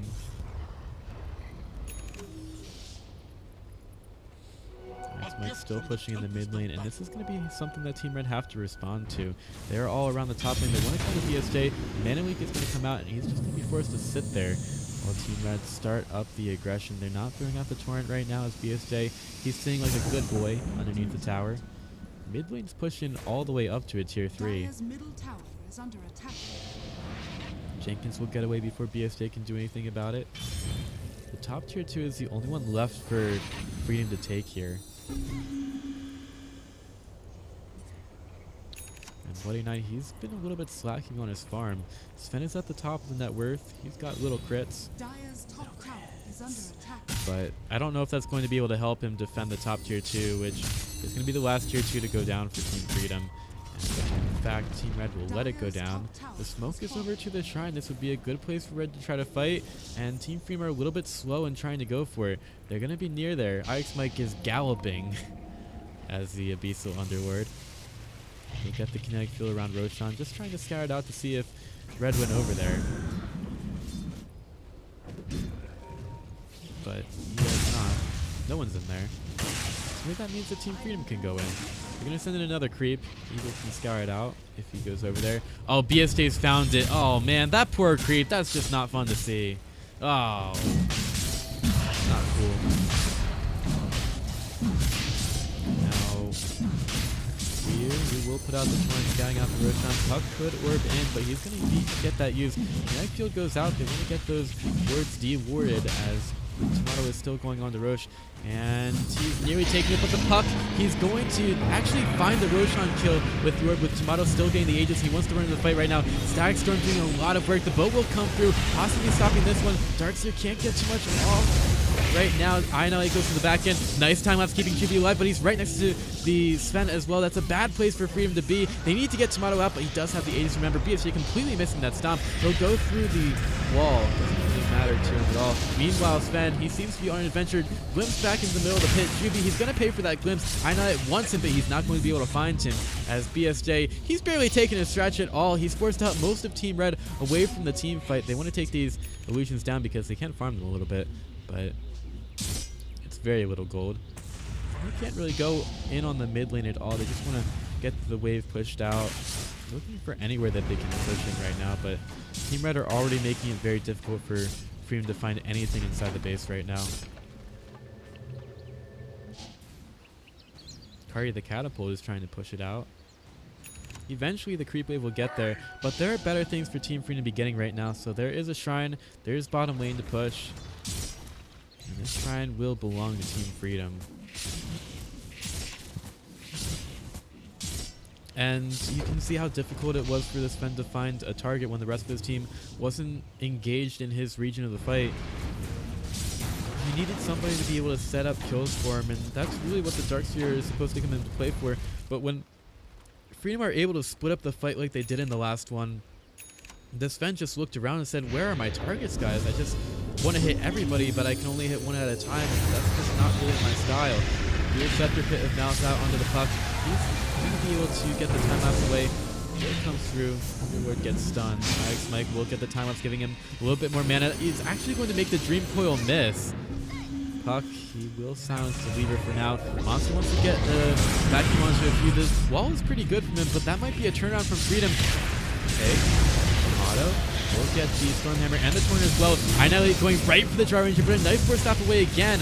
Sagstorm will be a zoning technique, and that only, as Pit of Mouse keeps keeping these heroes out of the fight. BSJ to the back line. He lost most of his mana. He's just shitting it out onto the ground as I Annihilate going for IX Mike, but he's too tanky for him, and the Sven will die. He's got buyback. Monster, he's healing up a little bit since it is daytime.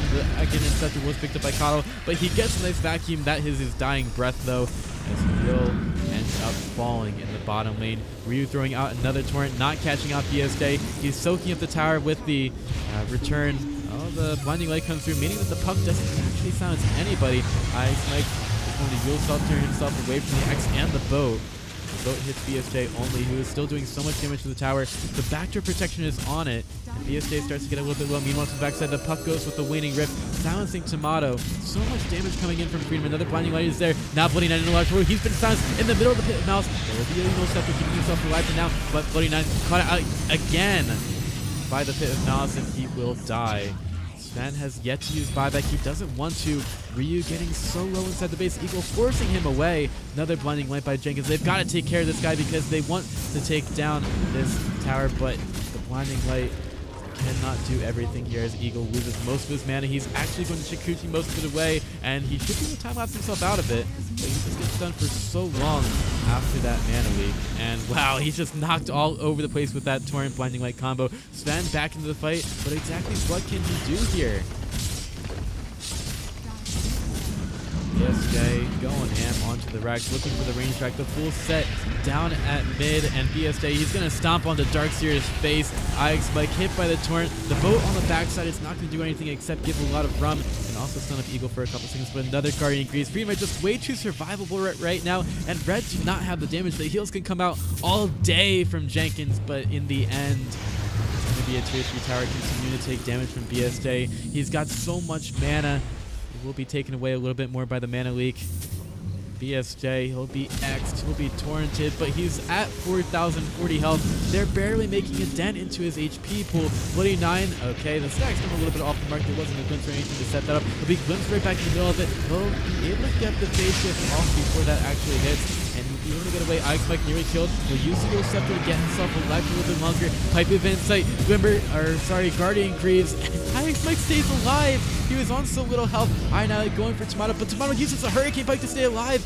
Ionight, he will go right for the Disruptor, but where are the targets? Finally, he kills Jupi, and now Puck will be able to blink right in the middle of the Pit of Mouse. Tomato, he needs some help from his team. IX Mike getting close, but look at the base. It's an absolute shambles. They've taken... Well, BSJ is just going ham onto the racks. Tomato is dead. There's the stomp. There's the double edge. Fen taking large damage from Eagle. Eagle's the one doing most of the damage here. Scepter will put him up. I Annihilate nearly kill off. He will. Triple kill for Eagle. He wants a little bit more. Monster. He's got the Guardian Grace to keep himself alive for now. He'll be glimpsed back in the middle of the kinetic field. Lots of damage from Eagle. He'll be able to not get the kill because BSG is killing away from him. Buyback immediately from him. Nice Stormhammer onto 3. Not even a disrupt Darkseer vacuum setup needed for that one, but it is still absolute chaos in the base. The creeps are going onto the tier 4s. Red, they're doing everything they can to stay in this one. Another side Quick Storm comes out. So many Venn diagrams from Team Freedom. Ina wants to disrupt a kill on the back end. He's going right onto him. And the stomp, and it's thanks to the Yule Scepter from IX Mike, but they should be able to take Ina with that one. Just surrounded. Eagle is still alive. They can take him down. Time lapse forward. He wants it, and that will finally be the GG Red set that they've had enough. Just absolutely ridiculous sustainability from Eagle, and it was anything they could do at the end to try to find a kill against a team from that were so tanky. A Centaur, an Underlord, a time lapse. There was just no way they were getting through that health, and the Sven could never find any targets. Oh my god. Well, what an action-packed game between Team Freedom and Team Red for game number 1. But guess what? We have more Dota 2 action coming right at you after the break. So make sure you stick around for that one, because after game 1, I have no idea what is coming up next between these two teams. So stick around. And I'm going to go get a drink because that was insane.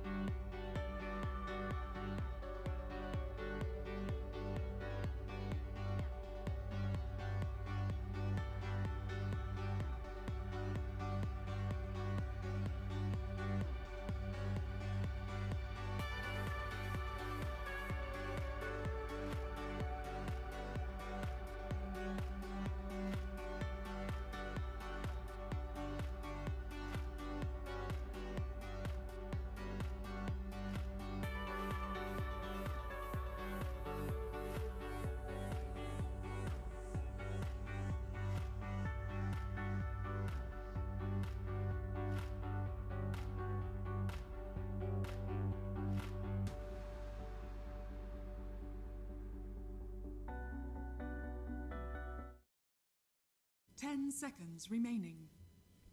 Yo, what's my jib jubs? It's time for game number 5 2 between seconds Team remaining. Freedom and Team Red. Here we go.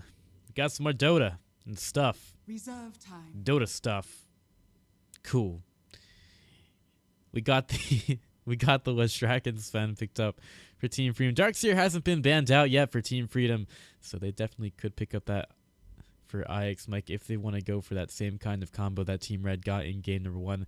Team Red, they go with the Luna and Coddle again this time around. They pick up that creepy old man in the bushes with a Dire flashlight, team pick. and we'll have to see how they do with that one. Oh my god, it's only 8 o'clock. I love these playoff times. I love when we start the last match of the night at 7 p.m. so they don't have to be up at like 12 casting Dota. That's fun. Midnight casting sucks. I get tired. I was like, during the group stage when we were doing games, I would literally be sleeping through some of them, and I would just start saying 10 something, and I had seconds no remaining. idea it was going on then. I would just start talking, and eventually I would get up 5 to the end of the seconds sentence and be remaining. like, how did I end up here? I'm talking about candy or something. Why would I talk Reserve about time. candy? That's strange. It was very weird. I don't really know what was going on then. Sleeping and casting at the same time. I don't know. I'm certainly not asleep right now. After that last game, Team Freedom and Team Red, either team, like they were just so into it, all over each other. Those fights were ridiculous, and as tanky as Team Freedom were, it took so long to take them down. It was absolutely ridiculous. They'll be picking up the Omni Knight here for their lineup, ready to make sure that the Sven never dies, or their mid laner never dies for Team Freedom. They really want to make sure that their heroes have a lot of sustain. Same with the Lestrak. Sometimes he can take quite a bit of damage. When you see the Luna and Coddle start, I think the Repel definitely makes a lot of sense from the 10 Omni Knight, seconds especially remaining. when the mana weeks start getting thrown out.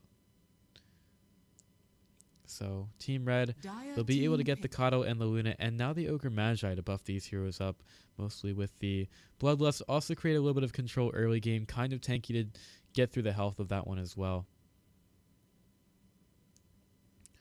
So 10 seconds Team Red, remaining. they gotta win 2 matches now in order to win this best of 3, 5 and that seconds kind of thing remaining. against Team Freedom has often seemed like a monumental task, but they did really well in game number 1, picking a Reserve lineup time. that it was really difficult for Team Freedom to try to play against, but eventually our Red boys, they succumbed to the endless pressure. So hopefully Team Red got a little bit of motivation between the games. Maybe a couple of lipstick ads as well. We'll have to see. I haven't seen a Pudge at all for a while from Jenkins. He's definitely one of the big guys that loves to play that hero in a couple of different positions. He's really experienced on the hero and has played it in quite a few pro matches, but not since the matches that I've seen him. Meanwhile, Team Freedom, they're up to their 4th pickup here. They have a lot of different ways that they could go with it. They may decide to throw IX Mike on the Omni Knight. I think they've done that before, where they just put him into the off lane on him. They run aggressive with their tri lane, or at least play aggressive with it. Dusk. And they'll get a Juby Tusk. Radiant Juby team is pick. absolutely fantastic on this hero, and should be able to get around fights pretty well.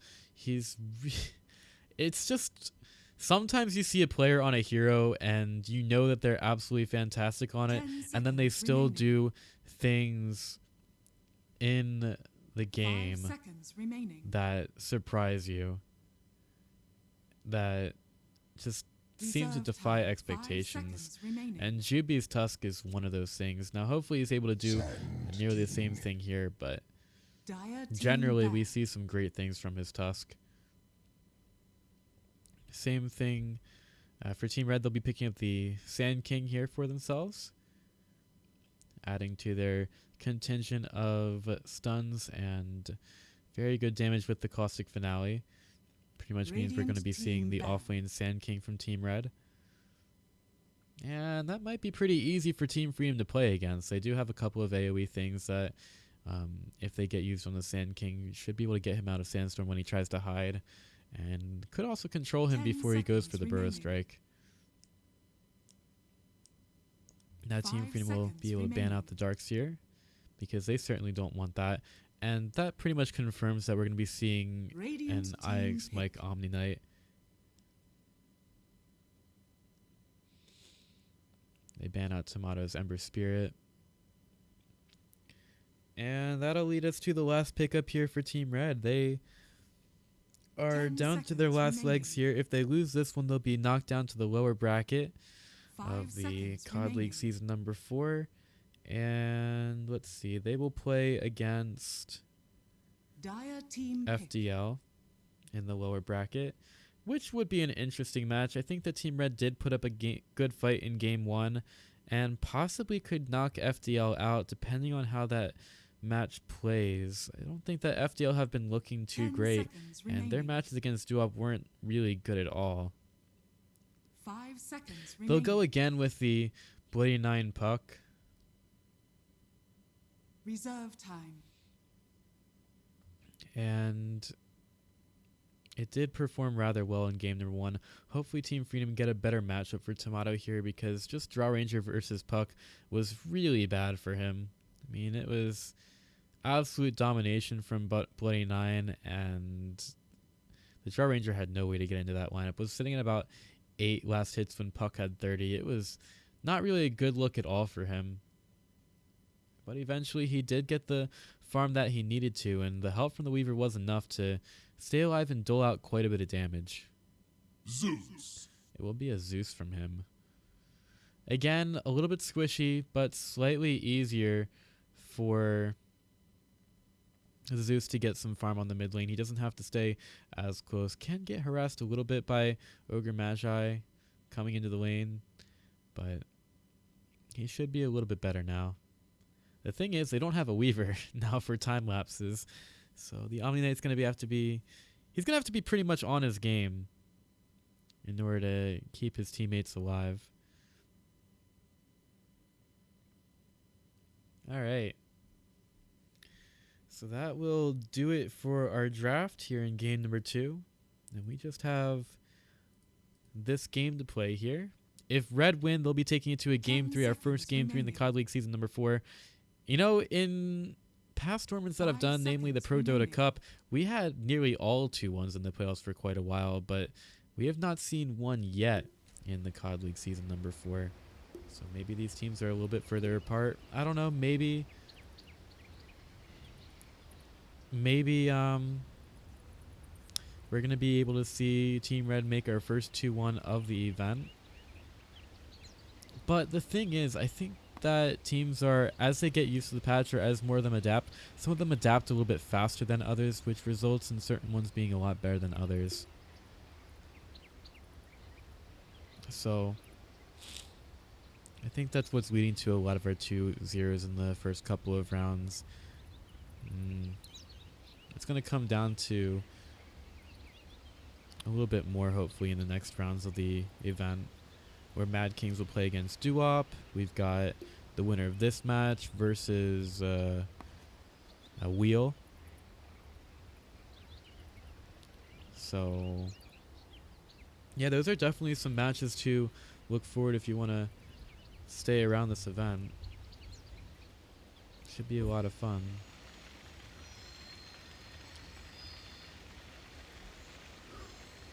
Looks like Ogre's doing a little bit of jumping as Luna tries to get out of the ground.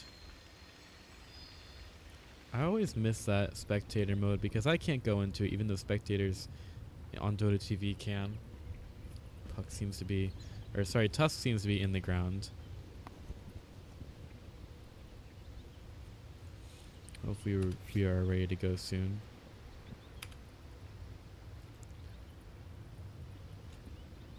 Always love it when we have people go into the bathroom. There you go, there's a face. Alright. So here we get into game number 2. All of our heroes are ready to go. They pick up Cluckles the chicken. I don't know which one it is anymore. I can't mouse over it. And meanwhile, Team Red have the basic courier. So Jenkins could get a very deep ward down. He's actually got both of them for himself here. And Freedom, they are not even smoked. They're just all rushing down towards bottom. They will smoke now. Jenkins over to the side. He puts down a ward, and it hasn't been scoured out. Freedom will go around the backside. Jenkins could break it. Okay, so the ward placed down by Freedom. Down very deep. They're smoked up still. Jenkins won't get caught out by this. Meanwhile, there is one hero seen at top as Annihilate goes over towards the rune spot. He's got to be careful because Team Freedom, they are waiting around the trees here, and the split wall will come through. Annihilate in a lot of trouble. Here comes the Stormhammer. They need the Split Earth as well. They'll be able to find some Illuminate come through, but it's way too late. BSJ takes a lot of damage from the tower, but it's not going to be nearly enough to kill him, and he'll get a nice little stop from his team. So they did go a little bit too early in order to get the rune. He's taking a little bit more damage from the Illuminate.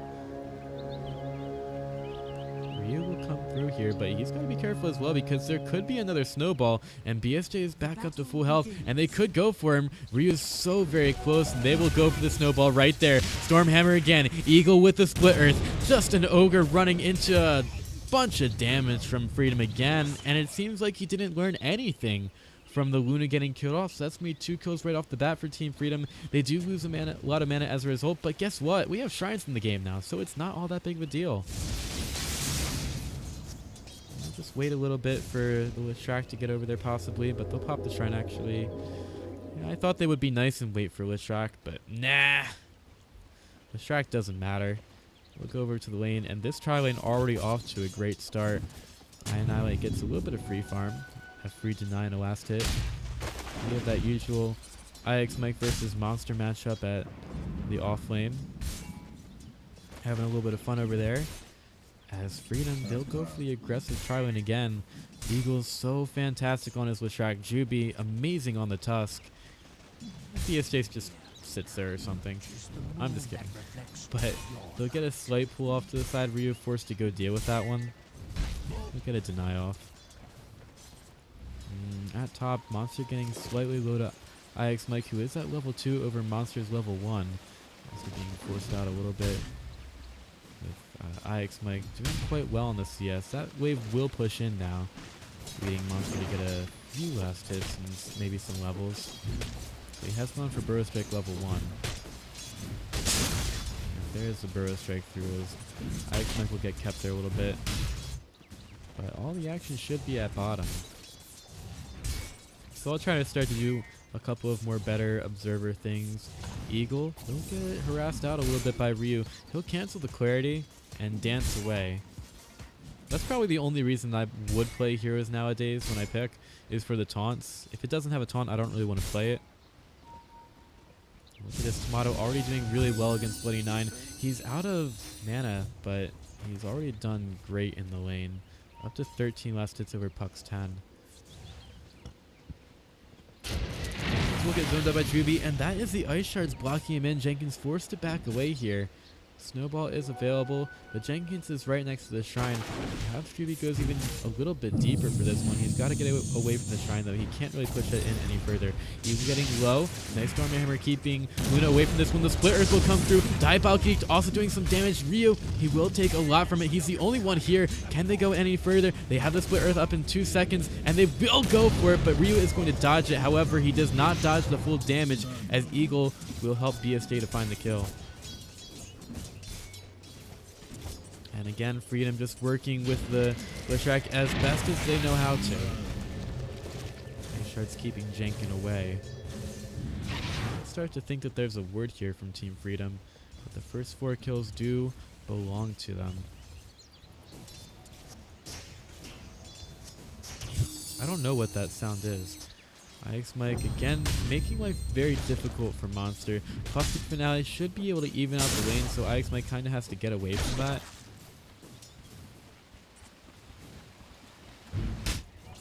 I don't know what happened to my sound, if there's a problem with it. I don't know what I hear anyway.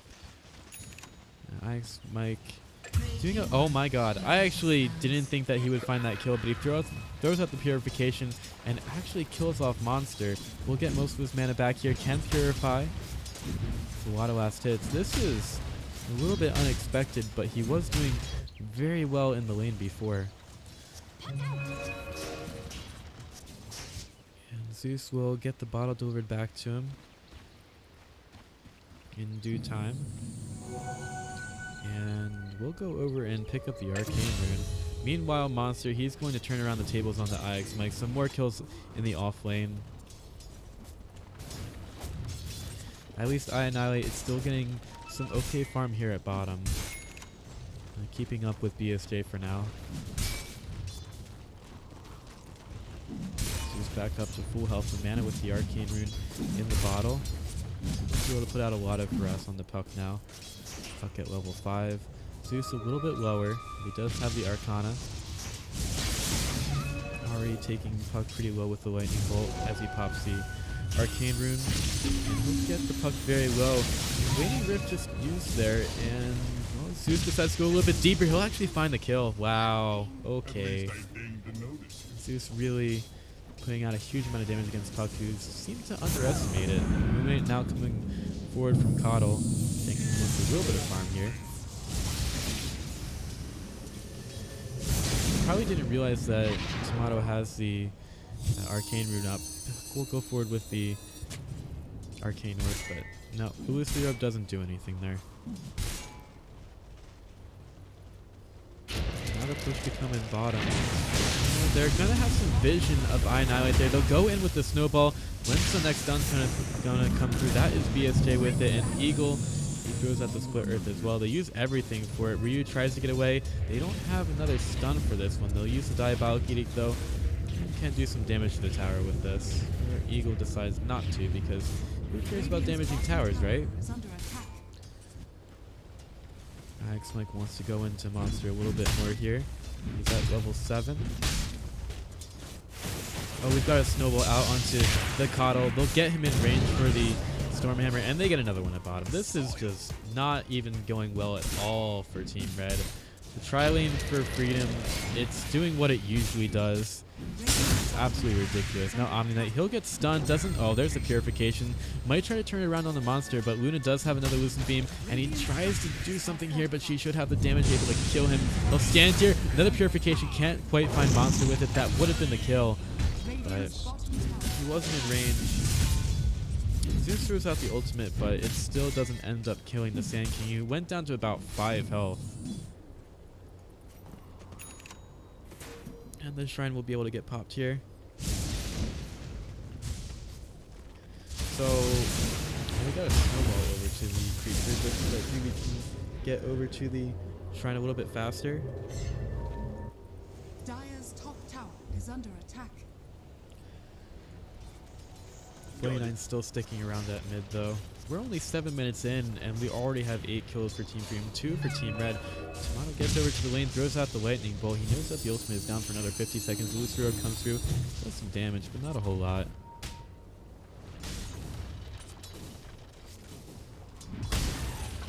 And they switched the lanes over here. As soon as the bottom lane went down, they switched the tri-lane over to top. They've got BSJ going to work at top. They've got Eagle there as well with the level 2 and the Diabolic Edict. Ix Mike, he seems to not really care about the fact that he's very deep on the Radiant side.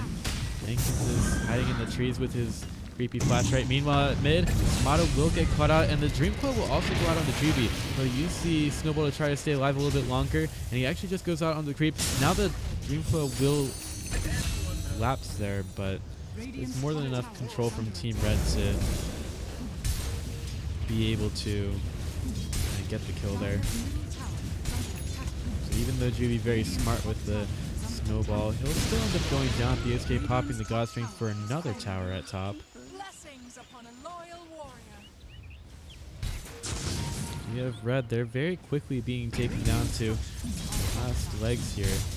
He goes up to level 3 in the Diabolic Edict, and he will melt this tower down. It's time for Team Red to make a defense. Freedom only pushing this in with 2 members. Lucent Beam gets used. They still have the Dominated Creep going ham onto the tower, and they should be able to back away from here. Ogre's starting to move up, but he's not got any mana. Freedom might realize this and might decide to go for the tower, but now with the TP coming in from Puck, they have to get away. Burrow Strike from the backside. They're going to miss the Illusory Orb on the BSJ. They're also going to miss the Split Earth, and that's not his shrine, so he's going to have to get away. Turns around for the Stormhammer, but he can't even throw it. So Team Freedom lose a couple of kills there, but they still take the tier 2 tower very low. All while Tomato is being allowed to continue farming. IX Mike is still doing his thing on the other side of the map, and Juby is getting a couple of levels at bottom.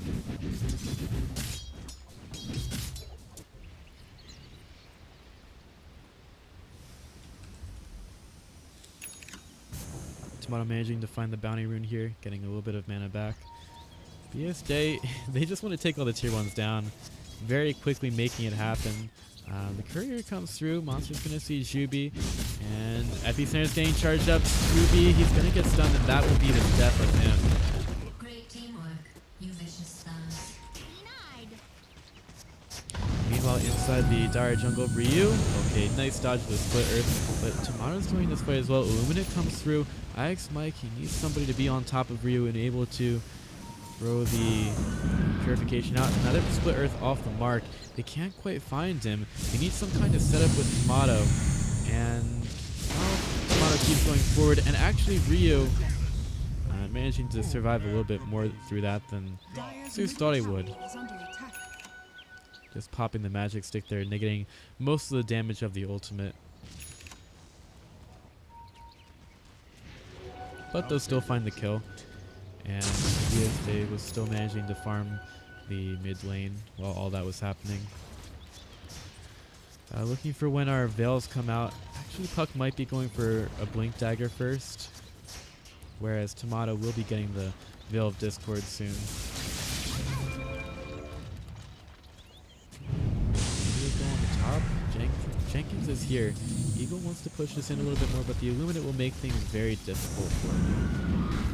Mike is around as well. He'll be picking up the mechanism soon.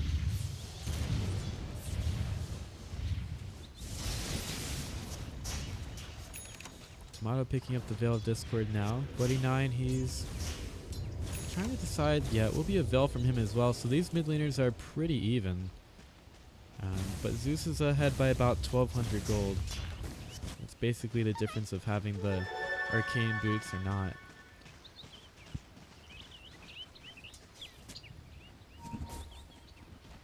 Annihilate working towards his helm, still trying to farm. He's rather low though. The early game was very difficult for him. Freedom creating a lot of chaos in the lanes as they move around. Radiant's bottom tower is under attack. Smoked forward by Ryu and Monster. They want to get that epicenter combo. Level 10 for Monster. He's got plus 200 mana. Monster to the high ground. Looking for Tomato. And we're getting closer and closer to that Blink Dagger for the Sand King as well. I really want a good timing on that. Right now you kind of get the feeling that Freedom are looking for some ganks around the map, but they're not really finding them. As a Team Red contingent goes to the top lane for IX Mike, he's going to run right into them. Monster has a burrow strike and he could be able to charge this out. Yeah, he's going to charge the epicenter and they kill off IX Mike in the top lane. It should mean that Freedom are able to find a tower in mid, because Eagle immediately gets over there and wants to go with the Diabolic Edict. He'll just go right in. And the TP to the mid lane will get cancelled by KOD. Oh, Puck will be able to dodge out the Stormhammer. Lots of damage there from the snowball, and he can't get out of everything. That snowball will follow him to the ends of the earth. The tower hasn't even died just yet. Eagle keeps the Pulse Nova on. Will get slowed down a little bit by Ryu, but the Ignite will not do enough. Freedom finding another one on the mid lane, and they still can go for this tower with the God Strength still there. Radiant's middle tower has fallen. Mike staying alive at top, but the mid tower can still get pushed in. They really want to get these tier 2s down. They've got Diabolic Edict still going. As soon as that tier 1 dies, they can get the fortify back up, so it will take a little bit longer for Team Freedom. They'll learn their lesson from last time and back away from the tower. But BSJ is still farming inside the jungle, and he's done enough damage to the creep camp that he can let the trolls go on to it rather than him. I annihilate to the bottom lane, letting Sven know that there is someone in the vicinity. Those trolls will keep going for the camp here. still trying to hold out the top lane. Realize that Freedom could push this in pretty hard, especially with how low it is, and getting a tier 2 tower off the map is really how Freedom want to play this. They're still working on their items though. Sven has enough for a Blink Dagger, which he was trying to build up. We've got IX Mike at the Mechanism, which he has now bought as well. And Tomato looking towards the Yules. He is near the top with the farm as well. Into the Roshan pit? Maybe? IX Mike would have to go for it, and they need BSJ in here for some damage as well. And he's not even close. Go TP over. This doesn't really seem to be the right play, but Diabolic is still doing quite a bit of work onto the big guy. As soon as BSJ clears out that top wave, he will make his way into the Roshan pit. So this takes quite a while. IX Mike uses a lot of mana for it, but they still have the shrine available for them to pop, and BSJ will get in here soon as well. He was scouted walking over to the pit, so Red should know that this bottom tower is very easy for them to take. Fortify comes through. QB's here to knock things out, but he's got to be really careful. He wants to slow things down for Team Red. And the Roshan goes their way with Eagle again picking up the Aegis.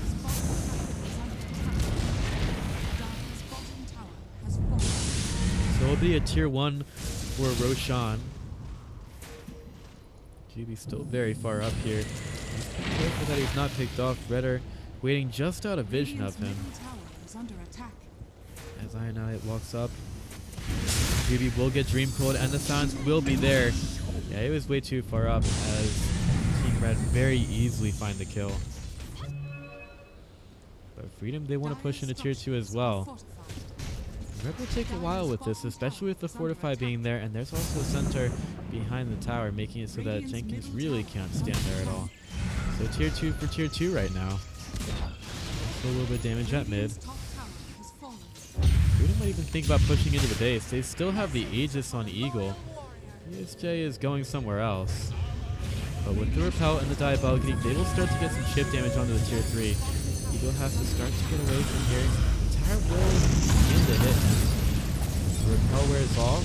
IX Mike kills him up and tries to get him away.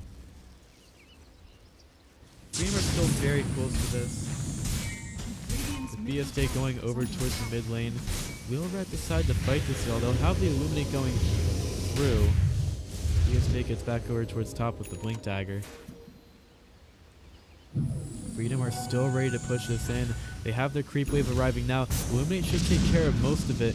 They've got to get the Diabolic going. They'll use another Repel out on the Eagle. If they kill him, it's still an Aegis there as well. 29 ready to go forward. That's going to be the epicenter on the IX Mike. IX Mike cleaned up. That's going to be no Guardian Angel. No more Purification as well. IX Mike will at least get some kind of revenge onto the Zank. He buys back immediately. Eagle nearly killed. That's a heal. And he's not going to get the Aegis pop just yet. The BSJ goes in on Blade 9, looking for the kill, but a nice burrow strike in from Zanking is going to find the kill onto our beloved BSJ. Eagle, that's going to be the Aegis being popped, but Tomato is still finding so much damage. He's got a lot of mana as well. Eagle getting away, Lucent Beam will hit him. Looking for the, oh my god, that splittered out on 2. But the burrow strike through is a lot of damage. Still doing a lot. Tomato needs to find the kill, and he will be able to get it out onto the Luna, but he's got literally no damage right now. Trying to go for the man fight on the Bloody 9. Monster into it. He's got the burrow strike available. He'll go for the Sandstorm to try to get a little bit forward. Tomato looking for a little bit more. That's going to be the Veil Discord onto him. He'll try to juke it out, but Monster comes in from the high ground. He's still got to get away. Silence out onto Tomato. Veil of Discord looking for the last hit, and the Caustic Finale will pop, which ends up killing Tomato, finishing off the full 5-man team wipe on Team Freedom, but it took quite a while to do so. I have no idea what that fight recap is trying to tell me. And the tower manages to stay up. Eagle wants to go forward. Blade Knight still has a phase shift whenever.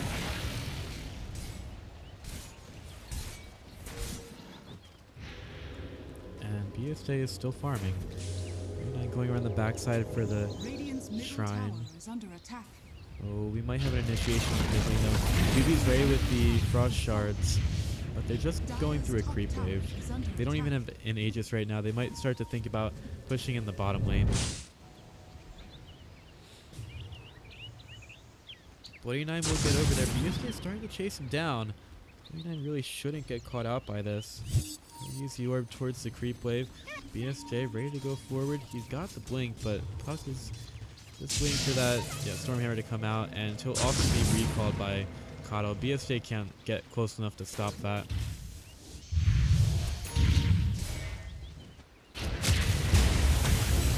So that will keep the push going in towards bottom for Team Freedom. Dire's middle And this will be the last tier 2 tower that they have to take. Illuminate will keep the creep wave away for now. Very hard to keep those up. Purification will come through from Omni Knight, trying to give that creep the highest amount of survivability as possible. Jenkins gets a nice force staff away in order to stay as far away from BSJ as possible. But the tier 2 tower will belong to Team Freedom. This is just how they play it. They get the tier 2s, they get the shrines. You get a huge amount of gold off of these pushes. Eagle starts to work with the Diabolic Peak, and Team Red will think about defending this one. They'll even use the Fortify for it. Monster making his way over there, but Freedom will just get away. They'll leave the illusions. They'll go in with BSJ this time, and this should be the racks belonging to Team Freedom.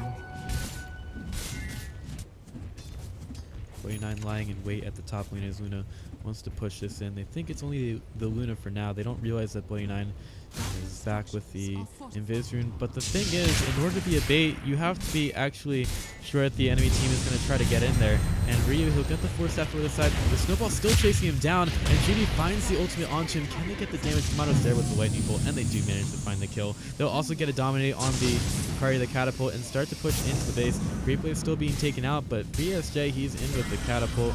He's feeling mighty fine right now. They'll go on for top. They'll take it down with Diabolic Peak. Might decide to keep going on this one just so that they can get a full set of racks down, but they're actually going to go for the mid. They don't have an Aegis here. They have to be very careful how far they go. So Freedom will back up for now, and they will defend their top tower. Dire's top tower is under attack. So that push definitely did take a while. Roshan will respawn in more than 2 minutes. Maybe with Track also going into a Crimson Guard so that he can make his team even more tanky. BSJ being very aggressive with his farm right now. So much magic survivability for them as Annihilate gets over to the lane. Sun gets thrown out by BSJ. Wants to make sure that this creep wave dies. And he'll get away because he knows that Red could very easily be reacting to that. On the mid lane, he could be caught out. There's going to be the Veil of Discord.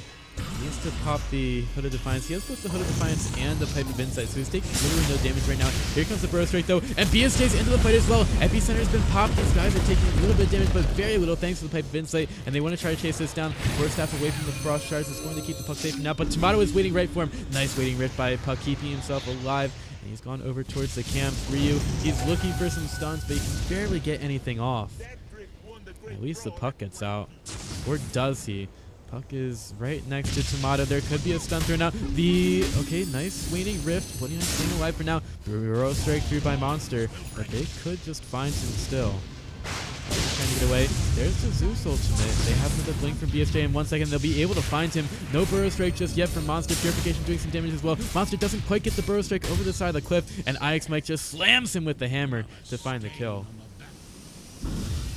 Eagle getting in with the Split Earth, and he hits it onto the Puck. That's a huge amount of damage. They need a Blinding Light from the KOD. Puck gets the phase shift, and another Blinding Light gets the Puck out of there. But now it's time to go for Jenkins. Jenkins not quite getting hit by the Snowball. They're all going in here. Split Earth does hit finally onto the KOD, and they should be able to find the kill here. Frost Shards rolling right over him. And Freedom still want to go for this tower, huh? Roshan should be respawning in 2 minutes, so quite a while for Team Freedom. But there is another shrine for them to take over at top.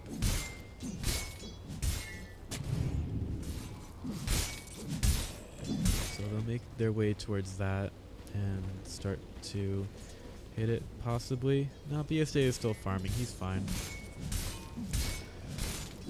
they can push in top to try to get that Rax. Blessings upon a loyal warrior. BSJ starts to go forward. Eagle's still farming on his own right now, and he showed just how tanky he was in the last fight, taking a brutal initiation from Red and barely even dying at all. There's so much magic resist for him. So eventually that top lane will push in. We've got IX Mike going forward a little bit. They have some vision here. Dire's middle tower Mikado knows is to get under away as attack. soon as he sees IX might come into vision with the observer ward that he has on the high ground. ESJ cleaving through the creep wave. Huge amount of damage from him. He's also working towards the AC. That poor little melee creep is nearly dead, but it is regenerating quite a bit. Illuminate should be able to find him though. Oh, nope, not just yet. He'll go for Puck. Puck blinks in, and he's going to be met with a lot of trouble. He gets the phase shift off. Can he actually get away from here? No, that's going to be him dying. Epicenter will come through. Eagles just taking no damage from it at all. Buyback by Puck. That's going to force out the Pipe of Insight. We've got a TP in from Tomato in a little bit of trouble. Puck uses the phase shift to try to get away. There's a sound out on the Sven, but the Yule Scepter will keep him up the air. Recoil keeps them there in the area, but Puck, he actually cannot get away at all. Split Earth out on the monster. That will kill him, and the Luna's going to flop on the ground as well. They have a couple of buybacks here, but exactly what good is it going to do? BSJ forward. He absolutely slaps the Kato in the face. That's a full 5-man team up, and that is the game. Going to Team Freedom, winning this one 2-0. That's a lot of 6s on the end of it, too, for Team Freedom as they take a huge team fight to end it. And you just don't mess with Team Freedom when they get their heroes. They've got the Toronto Zeus, a Juby Tusk, and then the Eagle with Shrek, which hit Split Earth after Split Earth. And the beginning of the game was just absolutely broken for Team Freedom as they threw out so many stuns to make the safe lane for Team Red not safe at all. And that really set up the rest of the game for them. So that's going to do it for our coverage of the COD League Season number 4 tonight with the 2-0 for Team Freedom. We do have some more matches tomorrow, so if we take a look at the bracket right now, we can fill in the next matches. So tomorrow we'll have Team Fire versus Midas Club, and then our second match will be FDL versus Team Red. So make sure that you join us tomorrow for those. But that's going to do it for our coverage of the COD League Season number 4 tonight. So thank you for watching. If you enjoyed the casting or have some kind of comments, make sure you follow me on Twitter at PithyLagoon or on twitch.tv/PithyLagoon. Thank you for watching. It's been a lot of fun, as always. And I hope that you have a great night.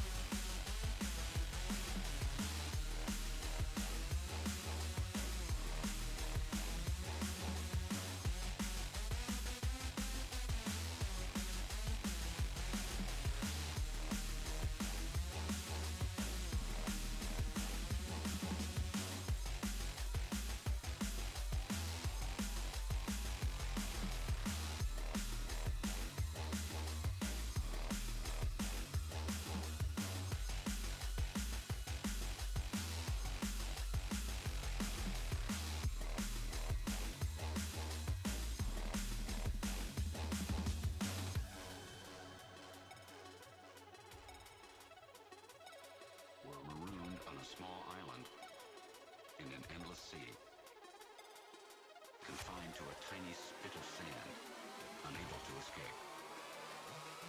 Tonight, it's heavy stuff.